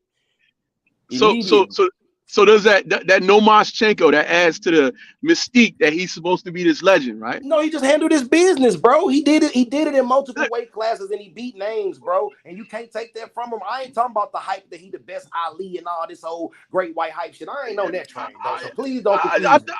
man, I think you fell for the hype. No, You fell for the I hype. fell for what he did, and y'all trying to make up My excuses nigga for why Well, Spence he what said he it did. do? best. My nigga Spence said it best. ESPN has a hell of a matchmaking system. Okay, Them niggas so match Nicholas make. Walters wasn't the top guy at the Thank you. time. Oh, Nicholas Walters was a great fighter, but he came off Okay, a long layoff, a very, very Long long layoff. layoff, we got and reasons. a Every draw Loma win, decision. it's a reason behind it, huh? And a Every draw Loma, decision. I Because don't he even just think had a draw. He went to Nicholas war Walters with came somebody, back. nigga. Nicholas I, Walters quit. yeah, See, and I think he see. quit boxing after that. Okay, he Mm-hmm. quit though. He quit, and he said why he quit after the fight. He said I couldn't touch him. He said he hit me, and I'm trying to reach Nah, for him. No, go watch the shit behind stage. Like he no, was no. saying, I saw what he yeah. said, I don't want to hear that but shit. I think they kidnapped his nephew somewhere Bro, chill out. in Yeah, you somebody's got boy, Chill you out. basement. got boy. I'ma just Hey, say I, whenever I I, need, hey, I whenever Lomachenko is I think a hell need of a out, Lomachenko fighter got at his game. 26 and 30. hey, whenever I need an out, I know who to call, bro. I know Look, who to call if I need an out, man. If look, I ever need a reason for something, I got you, dog. Cause listen, Lomachenko is a hell of a fighter from 126 and 130. 135, that nigga didn't beat nobody. He's a good fighter. He's not a legend. we He's don't not we a don't like legend. we don't like Komei, we don't like Nakatani, we don't We like seen them. what happened to Kome when he fought Come on, man. Tiafimo. We seen Nakatani I'm just just Come saying get on. he Tiafimo, got hold on, but wait. Let me Tiafimo's talk. good. Let me talk. Tiafimo's Nakatani just good. got stopped by the little Asian that y'all don't give Shakur Stevenson credit for. He stopped Nakatani to fight before Shakur fight. Knocked Facts. him out. I think Hold he's on, washed up at this point. wait. Linares. We seen Linares get damn near a shutout against Haney. He luckily Damn caught Haney near. at the end of the fight. Damn near. I'm Loma saying stopped You him. know, we seen Luke Campbell. That was a great white hype. We seen Ryan Garcia expose him, made him quit and retire. Like, come on, bro. facts. Loma Let's talk won Facts. about these his resume fights, for real. At 35. but he won these fights. Y'all is And so did putting all extra of these other sauce guys on that it, but don't he get great won these credit. fights. Come on now. They know I ain't never. So you give Shakur credit for his resume?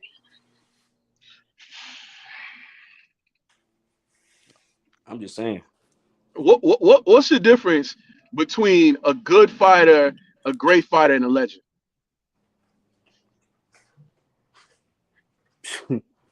Who I don't know. That's a very broad question. No, because when I think about legends, right, you talking about guys who you think about in the game, Hearns, right? You think of Hagler, You think of Sugar Ray Leonard. You think of Floyd Mayweather. Is Lomachenko in that category? No.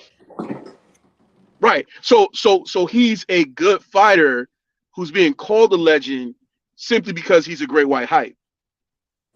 That's my point. That's part of the reason why I don't like him.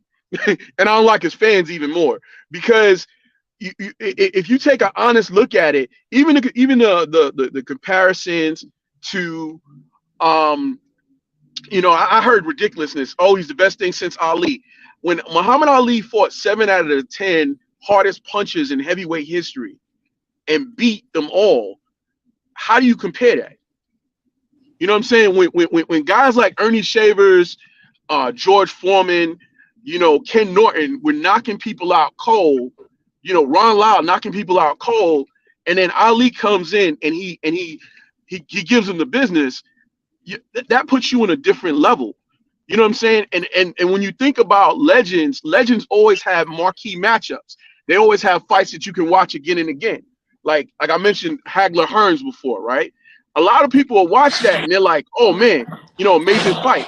Or even if you take like Hagler versus Sugar Ray Leonard, depending on how you like the fight, some people watch and they say, oh yeah, Sugar Ray should have got the decision in that.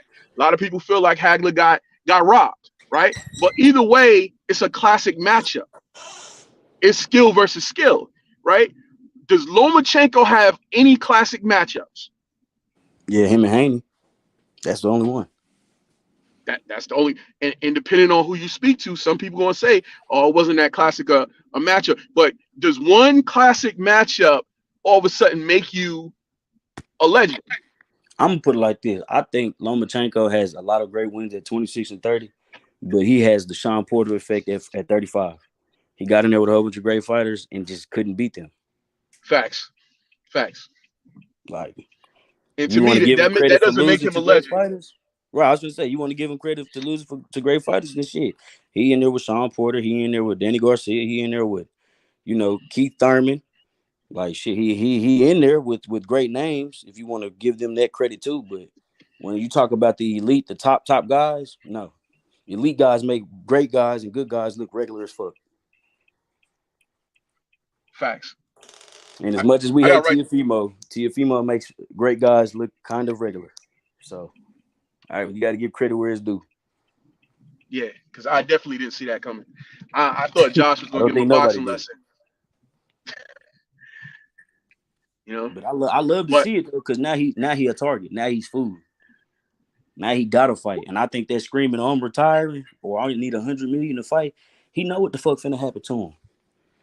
The smoke is being cleared. It ain't no more of these little motherfuckers over here and over here you can fight. Like Kambosos was never supposed to be a champion. Yeah. You know what I'm saying? But shit, hey, you fight a hungry motherfucker, shit, you might lose. Yeah. If he would have won and fought Haney, if he would have won and fought, Shakur wasn't there. But I mean, I really don't understand the whole what Shakur got going on. Buddy been ducking the real smoke for a minute. Now he popping out, but it's been fights out there for a minute for motherfuckers, and they be fighting regular ass people.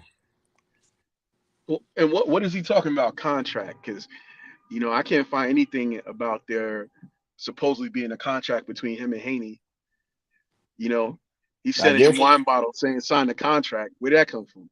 I guess it's that 3-fight deal that's been offered on the table, but I don't know. Yeah, I don't like what he did. I think he broke a old school rule, coming into Haney's fight saying, oh, you lost.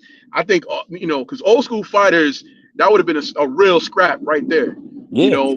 And I mean, I don't know how y'all feel, but what bothered me too is that, it's a black fighter doing it to another black fighter. That's Shakur though. People do not they don't want to call him a bad guy, but Shakur has always been the bad guy. Did y'all not see how he did Jamel Herring? And Jamel Herring and him, they trained together. Yeah. You know what I'm saying? But he didn't give a fuck about none of that. I want your belt. Him and Haney trained together. They've been friends all their life. He don't care about none of that. And he tried to backtrack. But I think that's what's going to keep him from being great because you got to have a code. You got to have something, right? And, I understand you want to be that wolf, you want to be that leader of the pack, but it's a better way to do it. It's a smarter way to do it because what he's doing right now is just childish. It reminds me of the kid in high school that always want to pick a fight because he got hands, and he's always picking fights with the people he could beat until he chooses that one cat that he thought he could beat, and he don't win. Can't feel sorry for him when he lose. Yeah, I ain't gonna hold you. Shakur, I feel like Shakur's weakness is gonna be some hard punching Russian or some shit. But I don't see Somebody that who in the just walks division. through his jab. Yeah. And he hits hard as fuck. But I don't see that being in the division. That he at 135 ain't really got that type of puncher. Outside the Tank, you know what I'm saying? But I don't know. Yeah, I feel like we're like I said, ESPN got some hellified matchmaking. They got the best matchmaking in the game. I mean they learned from HBO back in the days. You know, It ain't gonna get dangerous for Shakur and Haney and them. Tank. It ain't gonna get dangerous for them till they move to 40. Cause there's people punching up there. Shit. yeah, I think everybody needs to avoid Tank as long as possible. As a Tank fan, Hope he get I chubby. disagree. I disagree. I hope they fight him sooner than possible. Soon as possible. Sooner than later. While my boy is in shape. Cause you said it. If he get fat, boy, I think that Mike Tyson shit gonna happen to him. Get a little too Yeah. slow, stagnant. Gotta move up, Well, face these other guys. that's the only way it's gonna be a safe fight for them. Is if you look at Tank over his last 4 fights, yeah, he can knock anybody out. Anybody at any given time. Yeah, because All the he way knocked the into the soul out 12. of Leo Santa Cruz. Leo ain't fought since then, Not, has he? no, I don't think he's fought since. And I think they still have him champ at 26. Man, I thought he killed him. My man was out, and if you look at that fight, you could really tell that Tank has a very high ring IQ because he was testing him for that pull counter the whole fight. Um, if you look at even from the third round on, he saw opening with that uppercut. He tested it a few times, and once he knew he had it, he had it. Boom, knocked his soul out. Yeah, Tank only problem, like I said, I'm a big Tank fan. I think he beats everybody at 35. His only problem, he take too many punches. I feel like somebody is gonna have the power to hurt his ass one time. You feel me? I think Haney could beat him. I think Haney could beat him, but he would have to fight close to a perfect fight, I and think he Frank would have to Marty can keep beat Tank him. off. I'm not saying he will, but I think he has what it takes to beat Tank. Yeah, yeah, yeah. But we got to see But these. Cause like somebody said earlier, that we got that style, man. That slick boxing style, man. That shit is avoided. Haney ain't fought no FBA. Tank hasn't. You know what I'm saying? I think we give Shakur his when he fought Herring, but Herring was a little over the hill. Styles make fights though.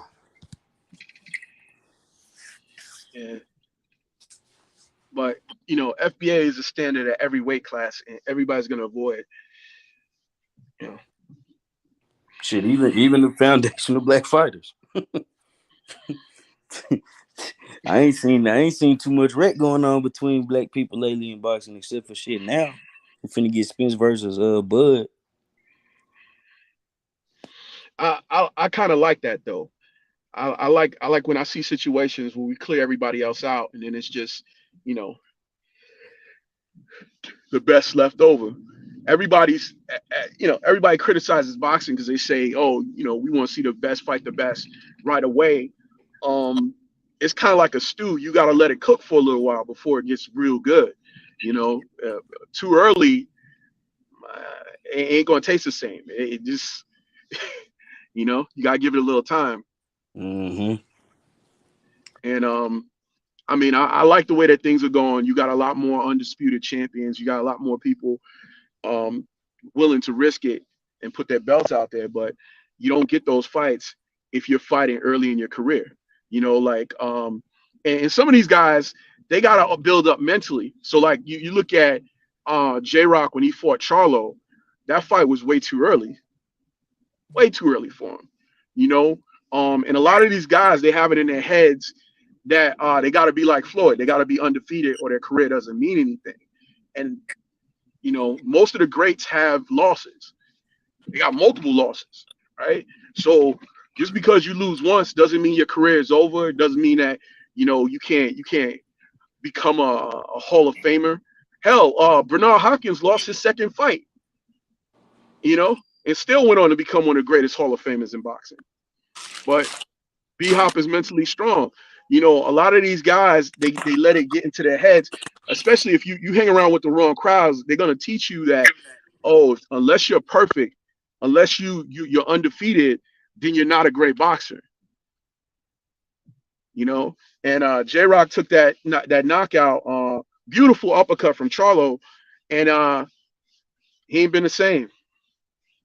The crazy thing is he went on to win a belt afterwards, but then got knocked out the next fight by the same uppercut, that Charlo took him out with. So my thing is, these guys got to do what they got to do to get better, not just fight, but and I'm probably going to piss somebody off with this, but it's just like when I look at Deontay Wilder, my concern with him has always been he didn't even get better by accident. You know what I'm saying? He's lived so much off of the straight right cross that he never decided to develop a left hook. He didn't learn to use his jab more. He didn't learn to do all these other things. And if he had developed those things, there's no way he would have lost to Tyson Fury. But I beg to differ. I don't know. I feel like the only reason why he lost to Fury is because there was no weight limit at that weight class. I know it's the heavyweight division, but coming in damn near 100 pounds heavier than somebody is crazy. But it shouldn't work in his favor. Why not? Whenever he uses his body. Because the extra weight should affect your stamina.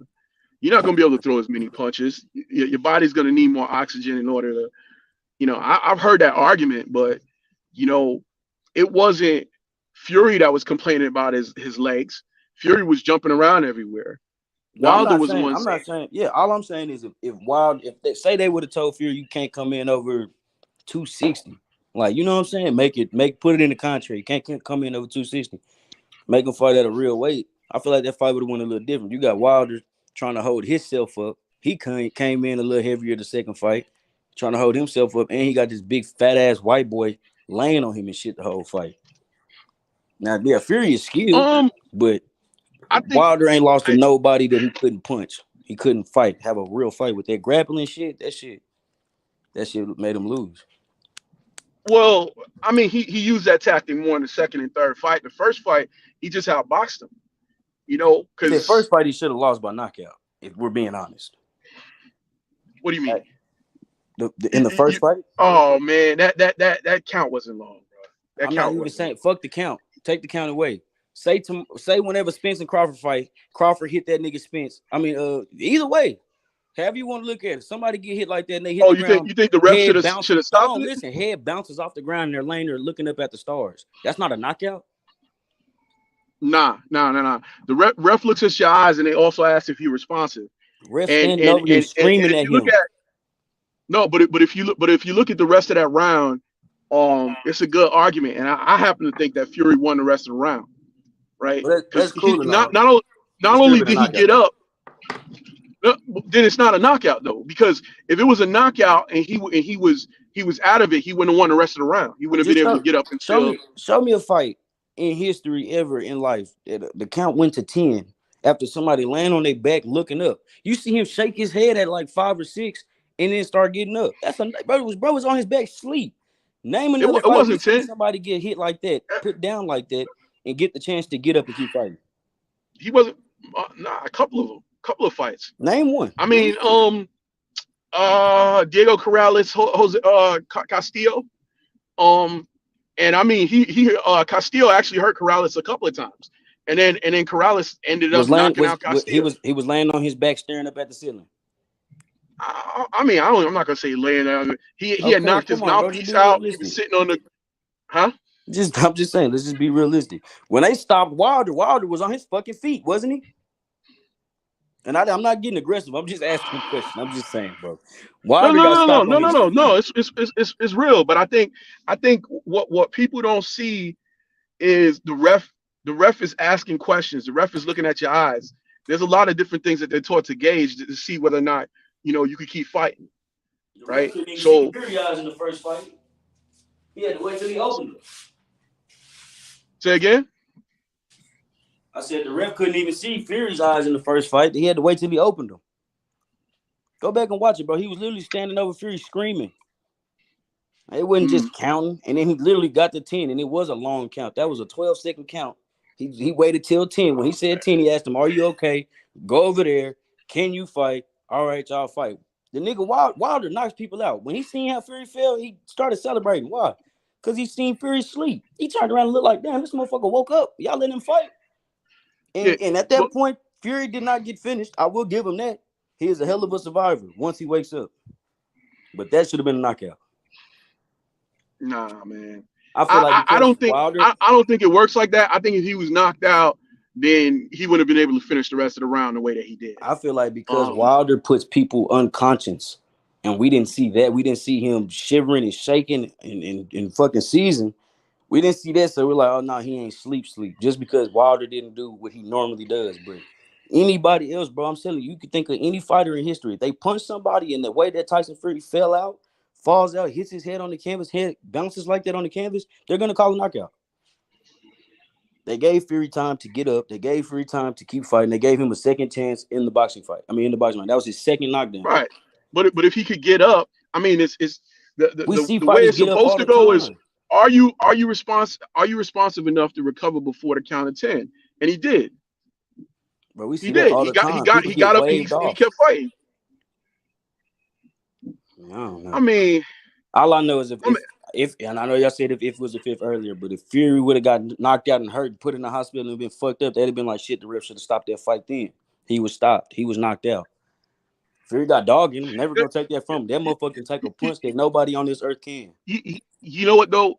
All right, so I got off my original point. My point is this, and then I gotta go. Um, I wish that Wilder had a situation where he had maybe a John David Jackson. Maybe if he had you know who would have been perfect? God rest his soul, Emmanuel Stewart. If he would have had Emmanuel Stewart to work with him, and it's funny because Emmanuel Stewart had before he passed away, he pointed out two heavyweights, Wilder and Fury as the next. Um, and I think that if he had the ability to do with Wilder what he did with Lennox Lewis, what he did with Klitschko, um, you would hear Wilder's name up with that. Because I think what Emmanuel Stewart would have done was develop his jab, develop his left hook. I like don't get me wrong. I think look, Wilder has one of the greatest right hands in heavyweight boxing history, right? But that's all he has. I don't call him the hardest puncher in boxing history because you can't be if you don't have power in both hands, if you don't have the versatility. Because Mike Tyson was knocking people out both hands in every way. Even though he's a natural lefty and he was fighting orthodox, he'll knock you out with the left hook. He'll knock you out with the right cross. He'll knock you out with uppercuts from both hands, right? When I look at Wilder, it's easier for somebody like Fury to game plan for him because all you have to do is take away and stay away from the right cross, right? And so you go back and you look at fights, even if you look at a George Foreman versus Ron Lyle, these guys were hitting so hard with both hands. Now, these are big men, 6'4", and 230 pounds, and they're lifting each other off the canvas. That's some hard punching. So when cats are like, yo, Wilder's the hardest puncher in heavyweight history, I'm like, can you really say that? Better than Ken Norton? You know, better than Ron Lyle, better than George Foreman? Hey, It's it's too many fighters in the game that have power with both hands. If you go back and you look at George Foreman versus Frazier, and you look at the punch that Foreman caught Frazier with that lifted his body, you're talking about a man that's 220 pounds lifted off his feet. are we really gonna say that Wilder's the only one that's really knocking people out like that? Nah, we ain't saying the only one. I'll say of his era. Respectfully, of his era, he's the hardest puncher. That's fair. That's fair. But look at how washed up the era is. You know what I'm saying? You can't say it's Anthony Joshua. Joshua is a robot. He don't really let his hands go the way Anymore. Shit, anymore. He got his chin tested and he turned into Adrian Broner. Yeah, he's scared to get knocked out. Yeah, but I'm just saying. I know you got to go, but I'm gonna just finish it on this note. Wilder to this day is still one of the most dangerous, if not the most dangerous heavyweight in the division. Put him in front of Usyk. Usyk got to be perfect for 12 rounds, and if you don't, he's going to sleep. AJ the same way. Ruiz the same way. Anybody else you can name, they have to be perfect. If they're not perfect, they're going to sleep. Nobody, I don't believe anybody in the division has the willpower to get up from that punch outside of Fury. And you said, just stay away from the left hand. Fury couldn't do it. He got dropped like 5 times? 2 in the first fight, 3 in the third. Like that shit ain't as easy as you say. These motherfuckers, he's a very elusive fighter. He getting caught. So imagine these other motherfuckers. And I'm a big Usyk fan. I got him pound for pound number 1 because he did his thing at cruiser and went up to heavyweight and did his thing. But you put him in front of Wilder, bro. Wilder touches that dude, bro. He's not as big as Fury. He's not gonna be able to just get up and be like, I'm gonna brush that off. It ain't nothing. Nah, bro, you're gonna wake up in the hospital like, damn, he caught me. Yeah. Listen, facts. I agree with you. The only thing that I'll say is, and the only concern I have about Wilder is activity, right? Because since he lost to Fury, he's had 1 fight, and it's been against a guy who's his sparring partner. Yeah. Right. So he needs to get in there against a live guy. I don't know what happened with the fight that he was supposed to have with Ruiz, but I think that would have been a great fight. Right. 2 former champions. They could have, but that's my Christmas wish list. I'm hoping that's gonna happen before the end of the year. But I don't know. I don't know what's going on with Wilder. There was a time where I thought that he lost it. He lost that drive to want to fight again. But I'm not trying to deny the brother. I'm just saying that he has to develop more than just that right hand. Yeah, right? no, You want to be a complete fighter, you want to be a complete heavyweight. You know? So, but anyway, good talk with you, my brother. We'll yeah, sir. No, this again. All right. Peace.